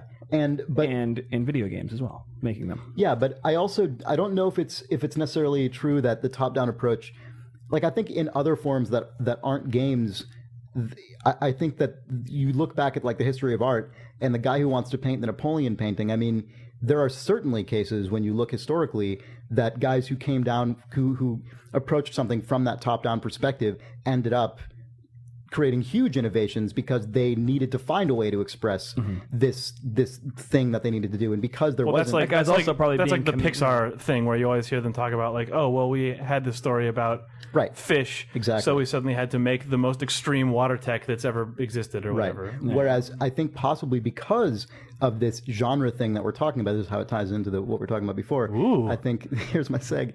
I think that often in games you do see that the top-down approach. You do get less of that because there is such an incredibly strong, defined, accepted notion of what a genre is in a video game and how you represent a particular experience in a video game. And if you're going to make a game about a conflict, which is most top-down video games, generally speaking, you're dealing with a pretty established, understood system of mechanics because you need to rely on a player doing that thing for 20 hours. Whereas if you're making a painting or you're composing a piece of music or something, you don't, you do that. The creator does that. In a game, the thing that you're doing is expecting the player to operate on some level of skill, probably an increasingly It's difficult. very similar to the conversation we were having last time or 2 times ago. Yeah, we're kind of treading on similar ground, and I guess basically I worry that in the long term, like maybe it's not worth worrying about really on a day-to-day basis, obviously not, but I do think that this is something. Don't worry that, every day. That'll stress you out. No, I don't. Will games ever grow? I guess I ponder more than worry. I just want to think about you in Boston. consider. It's raining. You're walking down the street. Yeah, alone in these crazy sleet storms that wearing I guess an I have to look irrational forward to hoodie, here. wondering if the games are ever going to evolve past. But I don't know. I think it's an interesting topic. Just call It's me, all right, definitely man. We'll talk it out. definitely be curious to see where it goes in the next, I don't know, indeterminate period of time to come. So I'd like to answer Greg's question. Go ahead. Yes. Okay. All right, what's next? Good. Let's find out. That's a really good question, Greg. Did you ever figure out whatever the hell you were looking up on your phone? I forget what that was. Oh, I was looking for the disparity in sales data between New Super Mario yeah, did Brothers you find Wii it? and Super Mario Brothers Galaxy Ultra Extreme 64. Did you find it? Nope. Oh, I good. stopped looking because I started listening to Greg's question when I'm glad I did that. All right. So, oh my God, I don't know how to say this. Gunga. Diabetes? Gijang Chen, I'm sure that's utterly wrong. Right. Asshole. Hey, guys. Oh, how insensitive. In some video games, you have the ability to talk to people and enter buildings. Fact. However, I like as this email yeah, already. this is already That good. seems correct. However, That as sounds the right. size Cite of your population of a game world increases, the percentage of talk-to-able citizens and walk-into-able buildings decreases dramatically. This inconsistently often takes me out of the experience and has me thinking, why aren't there more games with a compact game world and more consistent interactivity that aren't just tunnel vision narrative tubes of carrot-dangling linearity? Something in between the linear set-piece explosion game and the gigantic open-world freedom game. The Witcher came very close to this type of game I'm thinking of, and the new Deus Ex looks like it might too. But the game that really got it spot on for me was Shenmue, insert sailor joke here. People can say what they will about the game, but to me it was a wonderful outer-body experience thanks to the realistic and consistent game world. Discuss if good, dispose if not. Thanks a lot, guys. Lloyd. Oh, his name's Lloyd. What? Why'd you front-load the crazy name? All right, whatever. Sorry for insulting your name. He's probably a Chinese guy whose name is like... I worked with a guy named like Shi Wei Wong, and we called him Webster. So you Webster's probably a just pretty cool offended name. that guy again. I'm sorry, Lloyd. Twice. Well, Once the at the beginning, once at the thing end. was he didn't want you to call him Webster. You guys are just assholes. It's not my name for the last fucking time. My English is perfect. His first name. I'm from Rancho Cucamonga. He just happened to have a dictionary on his desk, so it immediately nickname was formed and stuck. It's low hanging. I get it. Webster's dictionary. Yeah. Could have been not Webster. What's another dictionary name? Guys, come on, I'm dying here. Random House. Say what's up, Random. RH. Oh, How's it going? This is stupid. So smaller games where you can go into lots Yeah, of I different mean, places. Is he talking about something like Mafia 2? Because that's what what I everyone don't seems think to that's say at all about what that. he's talking Mafia about. too, No, like- that's not what that game's But I like mean, at all. That game Far was Cry a 2, big you can city go with lots anywhere. of There's fake not a buildings. lot of Everyone limitation. seems You to can't really imply that the open world in that game is slightly more closed and detailed. But No, is it not? no, I don't- there is no Slightly. real open world other than streets you used to. Oh, can you sample that and send that to me? Thank you. That's my new phone ringer. my new ringtone. It's your new ringer. It's my new ringer. It's my new. I want that to be my text message. I'm putting it on my scream sheet. Faxing into So I someone's mean, I eye. don't put really in know how 1 to, penny. I want to get to the get heart that of this page? question. What? Wait, Sean was going to say something. Say a I thing. don't think so. I don't think you. Wait, were you? He started to respond. As usual, Idle Thumbs intervened when someone has something to say. Something interesting. Even. The flying What was punch of news. I don't know. I had chicken curry for lunch, and it's That's making not me a good kinda answer. gassy. Famous. Well, it's just, no. Now that's the thing I'm thinking about. That's not what you say. I mean, we're just talking. I mean, I wonder if because there is that thing, right, where you play an open world game and you go up to a door and you're like, nope, that's not a go-inable door. That's that painted texture That's wall. a texture wall. Give me a door that doesn't quite. Oh, that door looks a little different. I bet it's got. Oh, yep, there it is. I can go inside there. There's a you guy get in to a the hallway. slightly higher He's res gonna say, door. "What's Yeah. up?" from a list of barks. Yeah, it's like you want to find that happy medium where there's more doors and more things people are saying and more Yeah, and options. probably of a those smaller people. total square footage. Yeah, So, I mean, like- it's the one city block game that Warren Spector talked about 10 years Yeah, ago. and right? Jordan Mechner used to talk about that. Yeah. In the context of like the Last Express. The Last and stuff Express like is that. what I was going to say. Yeah. Let's do it. I don't know. Yeah. Like, it sounds like a great idea to me. Yeah, no, I agree. No, but it's interesting that I think the reason that it's not done is because people don't know what the mechanics are that support that, and it would take a lot of R&D to figure it out. It's probably also way easier to sell. I also don't think people scope to that. Yeah, I was just going to say, people are like, well, we can sell the 5 boroughs of Manhattan. Boom. Right, exactly. Like, where it's like, well, this is how much money we've got. And the thing this is how much time we've got. How much can we make, and how small can we make that space? Yeah, because the other side of it is, like, it's been done. Well, he called out Shenmue specifically. It's been done as The Sims. That's a one neighborhood game, Sure, yeah. right? Like, and no, I personally feel like The Sims never gets the kind of recognition it deserves for doing a lot of really revolutionary things, because it's like my sister plays that, and so people just disregard it. But I mean, sister? What a specific reason? No, The Sims is a really important game, or I mean, it would be if people took more from it. Exactly, and it's like, okay, here's an example of every character in the game is an actual character. Every house is filled with living characters. You can interact with all of them socially. There's no violence in the game except locking a guy in a room with a barbecue. Right. Like, and I mean, there's nobody violence that extracts emerges out of like feasible, realistic objects, as opposed to like a deliberately constructed world that thrives on violence. I mean, and none of it is officially supported. There are no knives or guns or getting in a fight with anyone intentionally. no, right? but my point is that There's, like, these are things murder that via would, toaster. these are this is Just violence trapping that a would baby in a wall with a occur if toaster. these objects were put in this actual Right. context. Yeah.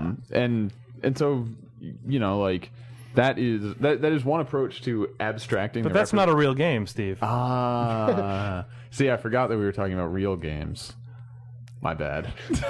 I don't know. Yeah, but it is like, if a game is not third person over the shoulder, you know, camera going inside the building at eye level, then it's not a real game. Right. If Yeah, that no, it's true. I've complained Cyborg about Eye that guy on is this filming podcast a it. lot. Yeah, and I mean, I think that you tend to be more interested in the stuff that isn't that, which isn't as interesting to me, which is like more strategy and stuff. But like The Sims, saying like, what else does The Sims imply, which no one else really does, is super interesting to me. Absolutely. Yeah, take it as a jumping off point. Like, I don't know what else to say except like, I wish people were doing that, or were given the license to do that, because it's not like nobody wants to, I assume. And I think that you can't get funded, you can't get publishing to get behind it. I don't know what it is. I feel like the way you'd have to do that would have to be not just like from the beginning, except that it's probably not going to be a big marketing point.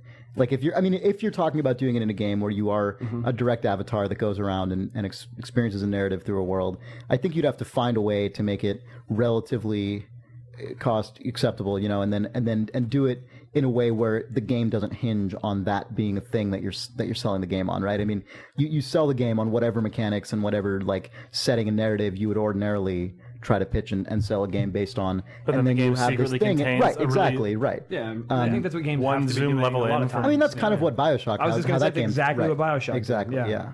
I think you basically just BioShock take that same didn't approach. tell you that there were 1,000 interlocking systems. No, you're just like, oh, look at that fucking thing. Yeah. One Perch. Well, and it didn't it didn't deliberately sell itself on like the, you know, a lot of the narrative related stuff. I mean, those are things where people like Portal was kind of the same way.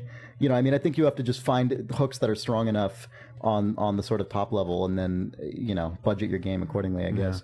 But I mean, so one thing about the Sims to me as an example, or a jumping off point, is that like, I think one reason that it hasn't been cloned at all is because it's broad enough and general enough that it's like, it's The Sims. Is there like, more room for that? Yeah, exactly. right. And it's like, well, if The we Sims want, has cornered the Sims market. yeah, like if we yeah. wanted to try and bite off some Sims market, we would just make another neighborhood simulating game. It's just The Sims again, right? Like, because it's so player driven that there's not specificity to it. Whereas it's a like canvas, yeah. Whereas the reason that there can be 1 million FPS is because it's like, oh, Doom. What if those weren't demons? They were spacemans. And But what if they were bald space marines? But what instead of bald space marines, they were bald space marines? And what if it was sci-fi? But instead of that, in this one we make it sci-fi, and then more bald space marines. See where I'm going with this? See how it's different in each case? I like what you're saying. Yeah. But I just don't know how we're going to sell that. Okay, well, we could change the bald space marines to bald space marines. Well, the And thing then- is like, most of your audience isn't bald. Like, and how many people are? Well, what if we nobody's could, gonna. Okay, relate to here, that. get this. A few years later, what if we had a guy with kind of like buzz cut stubble, not huge and beefy, and then did that? Oh, as like the third one. Well, then all the other games also. Oh. I don't know. What if all the games had that? That's what I'm asking. If in the fourth game, What he if has a the sweet world porn existed as it did mustache? now? It's essentially the premise that I'm What if proposing. video I mean, there games? is sort of an interesting idea What if there, right? video Where if you games? take some of the you say some of the systems of The Sims, it's giant system spaghetti. It is systems. It is, Yeah. But like, does it just make it feel like in a Sims expansion pack when you decide to like, oh no, this is this very specific neighborhood in the event of this pandemic? Yeah, I mean, I guess that's what I'm picturing is like, if you did take The Sims, make it one level more specific and one more level more Right, designer then it's like, crafted. it's the nightlife. Yeah, does it just make it the herbs? Yeah, I mean, like, one does not assume you're just throwing extra objects into The Sims, but instead it's like The Sims, you play as character with backstory living his life, and I mean, that's what you're you do. talking Right, a down and out cop. I mean, somebody's gonna have to. Basically, what I'm you're talking about is really- doing a more interesting version of what they're doing with Darkspore. Like, I'm interested in Darkspore just because I like that kind of game. And because But, you like know, saying Darkspore. And because I like saying Darkspore. But yeah, I mean, what they're saying with that game is, we're taking all this like creature creation stuff from Spore and like using that as the underpinnings for like the Darkspore. whole NPC generation system of Darkspore. I mean, I think that's a really smart idea. Yeah, it is. And I'm generally not crazy speaking, about the creative, but like that's a great idea. yeah, but I mean, like in the broadest terms, that's what you're talking about, right? Steve is taking, obviously they're different systems than the ones you're talking about, but that notion of taking these systems from a very systemic game and using them as some of the backbone for a more specific game. Yeah, or like making Like Dark Sims. making the fiction Sim. more Dark Sim. predefined, where it's like Right. you're Dark The Sims. or you're like acting out the role of this predefined character through those interactions that the Sims are Yeah, based on. Lieutenant Carruthers. Sure. You know, Let's now that we're start not with doing that. this podcast, I've got some time if you want to do a Sims mod with me. All right, let's hang out. All right. Call it Dark of the Sims. Jake isn't Dark the allowed to Sim. name it or ever play it. That's fine. Not that he would. Well, because it's a video game. I'd play what Dark I'm Sims, though. You don't play Oh, that. no, it's a video game, though. We'll put it up on YouTube. Ooh. Right. Yeah. I might watch the YouTube playthrough. Okay. You're kind of busy. I'll watch the theatrical adaptation. Oh no. Okay. I guess we've kind of been through that. We didn't answer that question, I but don't know. Let's make some video we games addressed someday. the question. yeah, we addressed it. Somebody will do that. We Let's addressed assume. it and undressed it. Thank you, Lloyd. Just like Skipper Croft. Damn right. Addressed and undressed. So this probably isn't a thing that we like necessarily College sophomore. have a lot. Anthropologist. She goes to Tufts. She's hanging out with her cool cousin Lara. Yeah, I'm doing In an work Aztec study. tomb. I'm doing work That's study the with narrative for that game. Is it not? Yeah. She's getting like She's shadowing her older cousin Laura on her job of a Tomb Raider for college credit, yes. and then they have to solve some puzzles together and do Diablo. That game, yes. And not This is also the plot of the young adult fiction series that was greenlit This simultaneously. is also the plot but of I the am adult fiction series that is on under R. Usenet. Johnson. Yeah. I don't know. It's also- I think if you make that game, if you play that game straight, if you write that game straight, you're like, no, of course. I think you got places to go. All right. I don't know. It's about becoming a Telltale's woman. next game. They get really sweaty while they're exploring tombs. They have to No, take a not lot of necessarily. showers. Well, I don't think they're They're not actually cousins. It's once removed. It's definitely a kissing cousin Guys, scenario. I'm not even talking about this from a sexuality You standpoint. just keep trying to pull this away from the brink of impropriety. I just want it to be a It's character a lost story. fucking cause. I'm the not premise you're setting up. It's awesome. All right. It's a story about becoming a woman and maturity and family. Shut up. God. Expanding your horizons. And like of shooting what your a T-Rex in sexuality the means. eye. And shooting a T-Rex. Whatever. They've got a T-Rex? Well, you could. Wow, Chris, you looked ironically pleased and legitimately pleased with that the I was most. both of those things. All right. What we got next? We got another email here. You don't need to shoot the T-Rex. You do, actually. You need to shoot her. Oh, is she a clever girl, though? I mean, She got like a 1250 on her SATs. all right. So, so this is pretty more, good. This is more of a Got her in a response. top. What's to so a funny? There's a whole question that- section of our audience who the SAT is now out of like 2,400. No, yeah. Oh yeah. It was different 1,600. Did that happen? Yeah, Yeah, it they happened. added a It third happened for my segment little onto it. sister. I never heard about that. Yeah, they It's had like an essay now, I think. I don't know. That was the SAT 2 that had essay stuff. But like my little sister No, the called me, real like, what's your SAT SAT has score? And she told me, I'm like, 2,400 ha, points you now. gave me a made up Oh. score because they don't go to She this. was And like, she's like, no, it goes to this. I got a 2120 or something. Yeah, I'm like, Yeah, there bullshit. you go. Have fun at City College. I didn't even take them. Can't even research your lie. Go ahead. All right, so Luke Muscat writes, "Hey Thumbs." Luke? Yes. What was Luke that full name? Muscat. Luke Muscat. Yeah. Hello. Longtime listener. Bannerman. Sad about the cancellation, etc. He goes along about that for a while. No, read it. He says, well, I'm not going to read that part, but he says, Say puffins. I love the bird noise. Oh, okay, I so make he it all the says- time in class. They tell me. he says, he was mostly stuck working on soul-crushing license titles, and listening to your crazy enthusiastic discussions really helped me stay inspired to stick with it and keep making games. This time, I'm pretty much going to say the same thing, but with a much happier story. Sometime after I wrote to you guys last time, I moved up the ladder a bit and was put in charge of a team at Half Brick Studios. The first game I made with the team was called Fruit Ninja. It's done about 1.4 million copies that on the game's done iPhone well. since its release in April, and it's become a massive breakthrough for our humble Australian studio. Congratulations. Yeah, got us out of a tight spot and into a new world of opportunity. So And he it's called says, Fruit Ninja. yeah. He says, I did a lot of the design on the game while listening to your new and old casts, and you guys influenced some stuff or you guys discussed things that influenced the design. We made Fruit Ninja. We fucking did. We should get credit for that and royalties. I put Jeeps in it, you were and when another guy sees you, he runs his Jeep into it. and then a grenade rolls down. And then a grenade rolls down a hill and kills your buddy.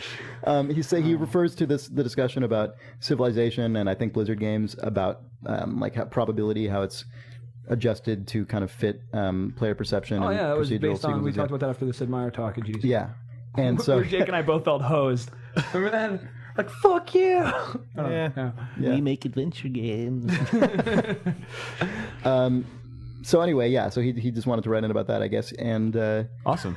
he will be coming. So he to wrote PAX into Prime. gloat. He basically said, long time listener, first time caller, and then said, our game sold 1.6 million copies. Whatever, I'm gonna go ride a kangaroo, motherfucker. Basically. Yeah. So cool. cheers, Luke Muscat. P.S. Luke. Congrats / fuck Chris, of course. That's awesome. Yeah, I thought that was really cool. I'm glad we inspired your success. If only we could Inspire our own. If only Whoa. we could inspire. Wow, I just got If only we could expire our success. We just did that today. We didn't have any success. All right, so let's see what. We should have saved that one for the end. So Chris writes. Chris, Chris I Remo write- writes, "Dear me, I'm sorry for moving across the country. Fuck me. Fuck Congrats me, fuck me hard." All right, so he goes on for a while and talks about that he's sad. Chris about goes the on for a podcast. while. I don't fucking Yeah, believe it. Thanks, famous. Nice. Oh, wow. Less cast. Anyway, he Heat. says, I The should ask heat. a question. The cat in the hot tin roof in here. You guys, like myself, are fans of Imperial 2030. I thought it was Yeah, Imperial 2030, guys. This is how we all started hanging out. It's true, yeah. Oh my gosh, this is. Oh, I'm getting Well, emotional. that's how you started hanging out with us. That's what I mean. He I says, mean the royal New we- guy. It's why we started letting you hang out with us. Fuck, we need a fourth of we this need, piece yeah, of we shit needed game. Who can someone we to beat beat? Brazil.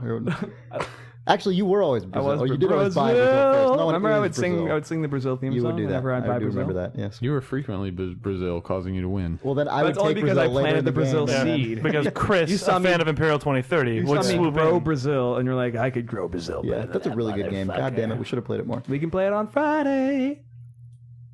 I think we're playing Oh, Arabian Nights. Arabian Nights. Anyway, so he says, what would you think of the Singing computer game everything. version? In general, what do you think of board games on the PC?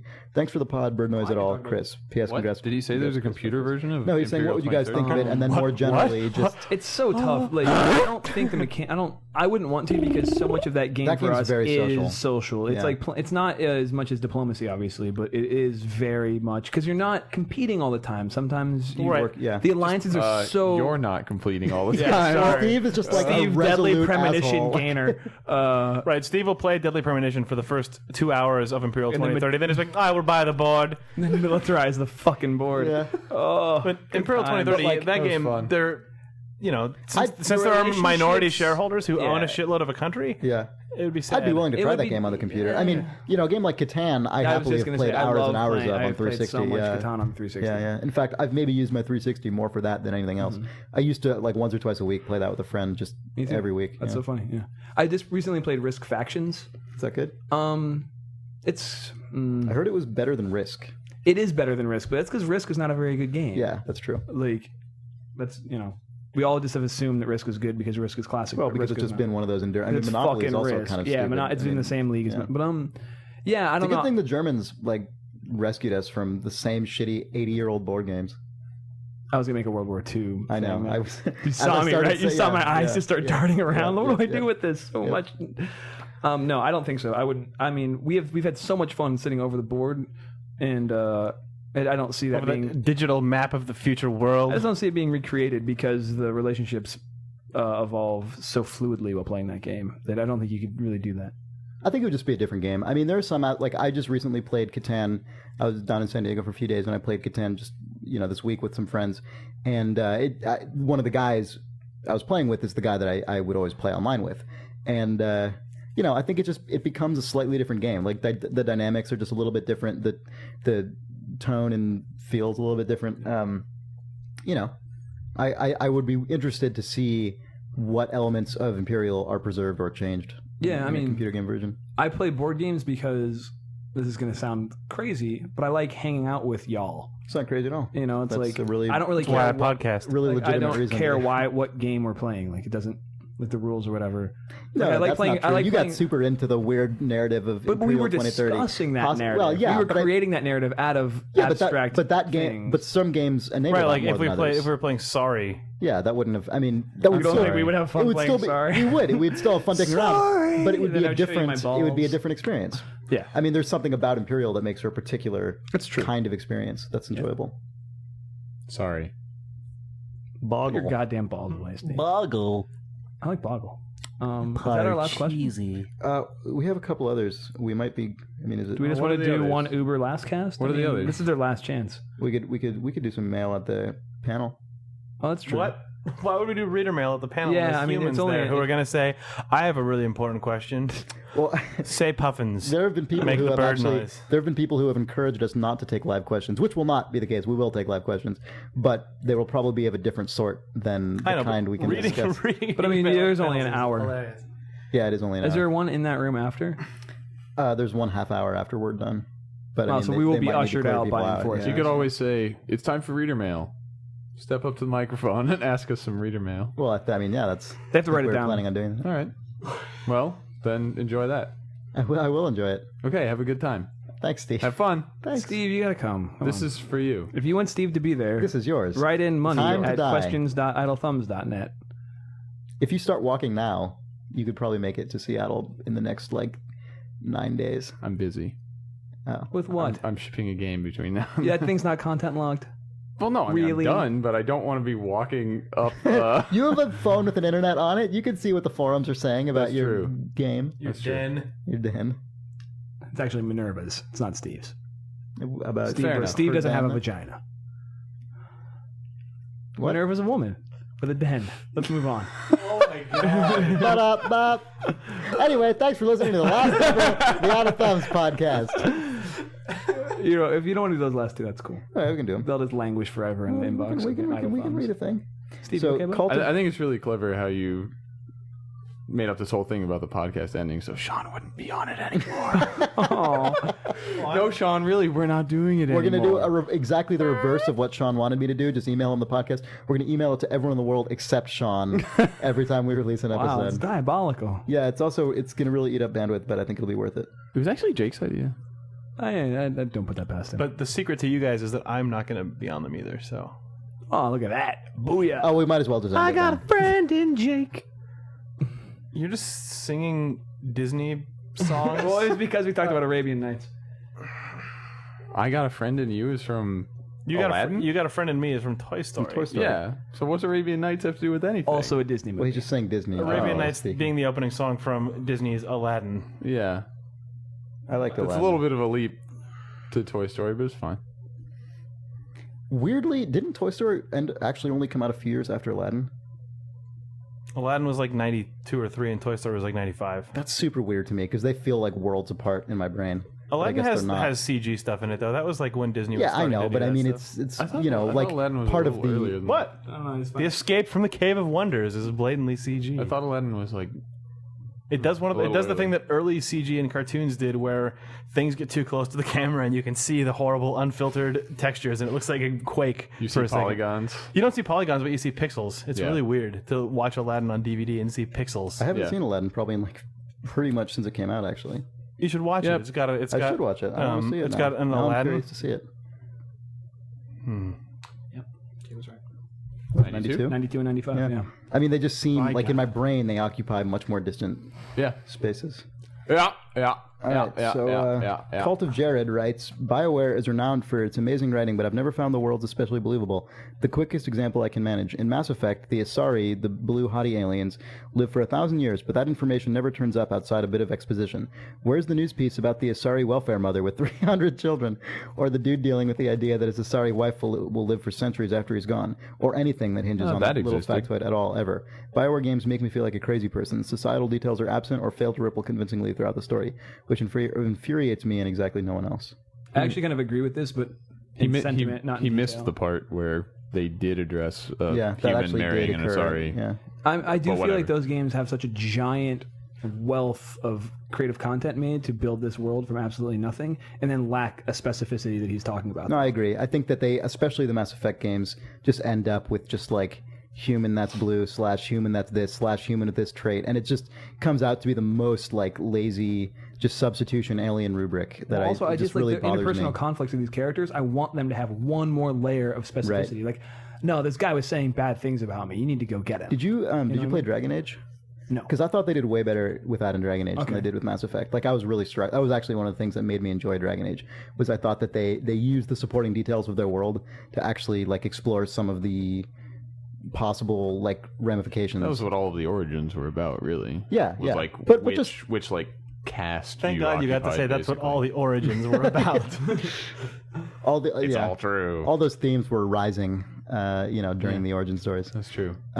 But even in the game itself, like I thought all the stuff with the chantry, like the sort of religion, the sort of major, most predominant religion of the world, like there were really interesting gradients of characters, like adherence or sort of just lapsed faith or just lack of faith. Like there was a really interesting spectrum of like experiences people had within the context of this religion, instead of just most fantasy games operate on the principle of like every religion that exists, the god is a real thing in the world, and you'll probably see them in a cloud or something, or someone will cast a spell. Whereas in Dragon Age, the world is set up that these different characters just have different like personal relationships with that tradition, and like it emerges in interesting ways. I thought like that just Dragon Age to me felt like a fuller exploration of that stuff, whereas Mass Effect I felt often just kind of like peppered that stuff in and then didn't fully keep itself accountable to it.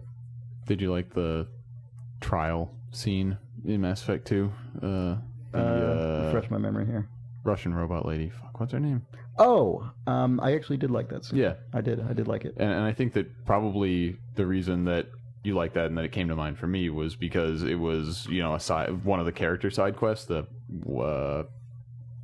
what's the word they use? The loyalty? Oh, the loyalty mission. Quest, yeah, right. that didn't have any combat in it. Yes, and that was it really was nice. 100% dialogue, and because that was true, it allowed them to use that entire sequence to explore the specificity of the culture of this migrant race and the different like views that individuals within that race had of their history and their role in the universe and everything, which was great. And it was because there wasn't an hour of shooting in the middle of it, you know, like, which is great, because when you don't bother to do that, you end up with, I guess, just what I was complaining about, which is like, my race is warlike and angry, and it's just like this sort of generic, so I guess you're just like dudes who are angry. Yeah. I mean, there's nothing interesting about that at all. It's I think that's why that particular thing was interesting, because it was all about making that whole culture seem more real. Right. Because you got to go a little bit deeper on it than you really have the opportunity to with so much of the other stuff that you noted, Exactly, yeah.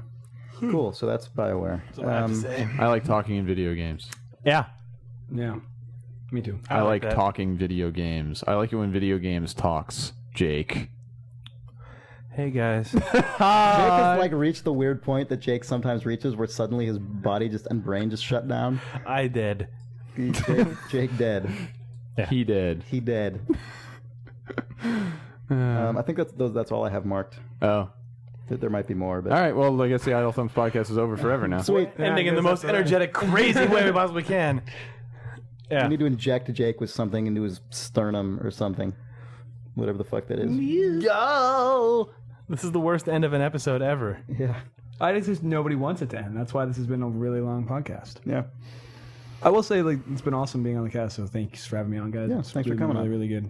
This has been one of my favorite things I've done in the last several years. I mean, it's been really fun to have this, especially because, you know, while I was working at Kama Sutra, which was a really cool job, it's from a very specific perspective and purview and tone, and it's been fun having an outlet to just like talk about weird shit with like no boundaries, maybe to our detriment at times, but it's been fun. It's been amazing seeing how people have responded to it. That was totally unexpected. I've been really, really glad to have been able to be on it and to be more involved with it as we've gone on, and there was sort of a, you know, space that needed to be filled, and just have, like you were saying, a forum to talk about this stuff and get the readers' input on it and everything. Like, especially as someone who makes games all day, it's like you don't usually get to talk about games because somebody will be mad at you. Somehow we've skirted under that radar. Yeah, for I don't know 3 if I years ever or whatever. told them. Oh, I didn't. But anyway, it's been a lot of fun, and yeah, it's awesome. So thanks for listening. I mean, reading. Fuck yeah. Jake. Hey. No, I meant thank you. I meant thank you for listening to what I was saying, Jake. Oh yeah, I was happy to hear all of you guys talk about how much you like this podcast, and thank you guys so much for all of your kind words. Absolutely, anytime, Jake. Yeah. And so ends Jake Rodkin's The Idle Thumbs podcast. Okay. See you at PAX. See you guys at PAX. Not Yeah, me. yeah, You guys should all go to PAX if you're not going yet. They're all sold out. No, there's 250 Sunday passes left. Sunday is the day. 250 Sunday is people the who day can that we're attend doing. the Idle Thumbs I mean, that pack they're it in. doing. episode 51. So she'll The do that. Ultra-sode. Yeah. Megasode. Uber-sode. Gunga, what are you gonna say? I was gonna say, just in closing, don't Jake's missed it up a little bit. Steve. Video In games. closing. Oh, Video game.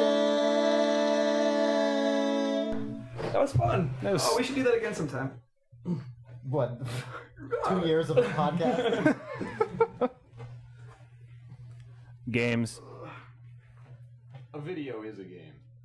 That's not necessarily true. Whoa, what the hell? What happened? Oh, that was the break. Not all games are videos. I've never met I Nick was there when Brecken. it was cool. I know, you can meet him. You'll Yeah, meet him like It in a was week. normal. Yeah, it was just like A week this from cast. today, I will Yeah. meet Nick This Brecken. guy's going to meet Nick Brecken for the first time in a We week. wouldn't And it's be. gonna be like, oh, I thought you meant Snooglebum. No, And Snooglebum's not going to Spaff be there. could also I'm meet him going for to the beat first the time. Yeah, living hell Nick out of can finally Snooglebum. meet other Idle Thumbs people. Yeah. What is the deal with his book? I don't know. a I'm book not that very everyone- far. But like, it's like, I literally bought it at the airport but yesterday. like they or the made a other day. movie of it. It's Are not- they it's- making another movie though? The movie that was made They was made a made in Swedish Sweden, movie. and it wasn't actually a film. It was a made-for-TV movie that got released theatrically everywhere else in the world. So But now, they were actually now they're casting making a an real American movie. movie. Well, that's because Okay. David Fincher or someone is doing an actual. I understand, but like that movie got a pretty decent release. Well, yeah, I think Well, people it's- actually. I thought people it was well received. Actually, Yeah, I don't That's know. weird. I don't know if it was super well received. What do you mean? I think it's Weird. just like really popular youth fiction, essentially. Like it's a series of books. it's that- not. It's Yeah, not yeah, youth. It's adolescent. It's, It's not youth popular. fiction. It's popular adult fiction. It's like It's for adults. Sweden somehow barfed out basically like a Grisham. But I thought it was like that young kind of- adult fiction. No, it's No, it's not. it's all adult people. You're mistaken. Everyone in it is grown up. It's pornography. If you 23 or flip something. through the original Swedish text as originally typeset, there's an animation of a cock. It's sort of ASCII art. An ASCII dong. Yeah. ASCII dong. This is episode 13, the ASCII dong. It's the girl with the ASCII dong. There you go. I've never heard a better cast. I title than have that. all the other ones. Not me. I hear that Big Daddy isn't a Big Daddy. It's actually called a large father. Corpulent pop. I think Large Father was a Silent Hill enemy. it does sound like it. Corpulent pop, then, please. Well, they want to keep the same letter, so they just Beefy Dad. Taco Bell owns that. Oh yeah, that's true. I'd like the Beefy Dad meal. Oh, it makes me nervous. Some, Beefy Dad makes you nervous. Taco Bell. Does that stir up when memories? Sean gets nervous, he farts, but he also farts when he eats Taco Bell. Therefore, Taco Bell makes Sean nervous. That is either modus ponens or whatever the other one is. Video games. Or an X-ray of a penis. Why would Steve put an X-ray of a penis on a forum? Steve's done weird things. Video games. Dear listeners, if this ends up on a podcast, which it won't because it's sound check, you should know that the fart that is in Sam Max 305, the city dares not sleep, that comes out of a Max monster is actually Jake Rockin's It's not butthole. my fucking fart. It's not my fucking fart. Episode 13. You know who's here? You know who's fucking here? The fart police. Idle thumbs. We're fucking children. I love we're fucking children. Me too. I just had a gross experience. Let me tell you about it. Sean, famous, quote unquote, if you could see my fingers right now, they'd be air quoting, Vanaman, reached out towards my mouth Chin. with his hand. It was my mouth. Hi, readers. Excuse me, sorry, what? Don't let him get it wrong. It was his chin. It was in his mouth. Wasn't going to go in there. So I could tell from the look on his eyes he was going to go in there. I saw his eyeballs looking at the mouth. I saw his hand going towards it. I knew what was coming. And then it touched you. He had no idea what was coming. And then it went in. It was gross. It was the worst. This is the worst story. I'm really ashamed of myself now for some reason. Galunga.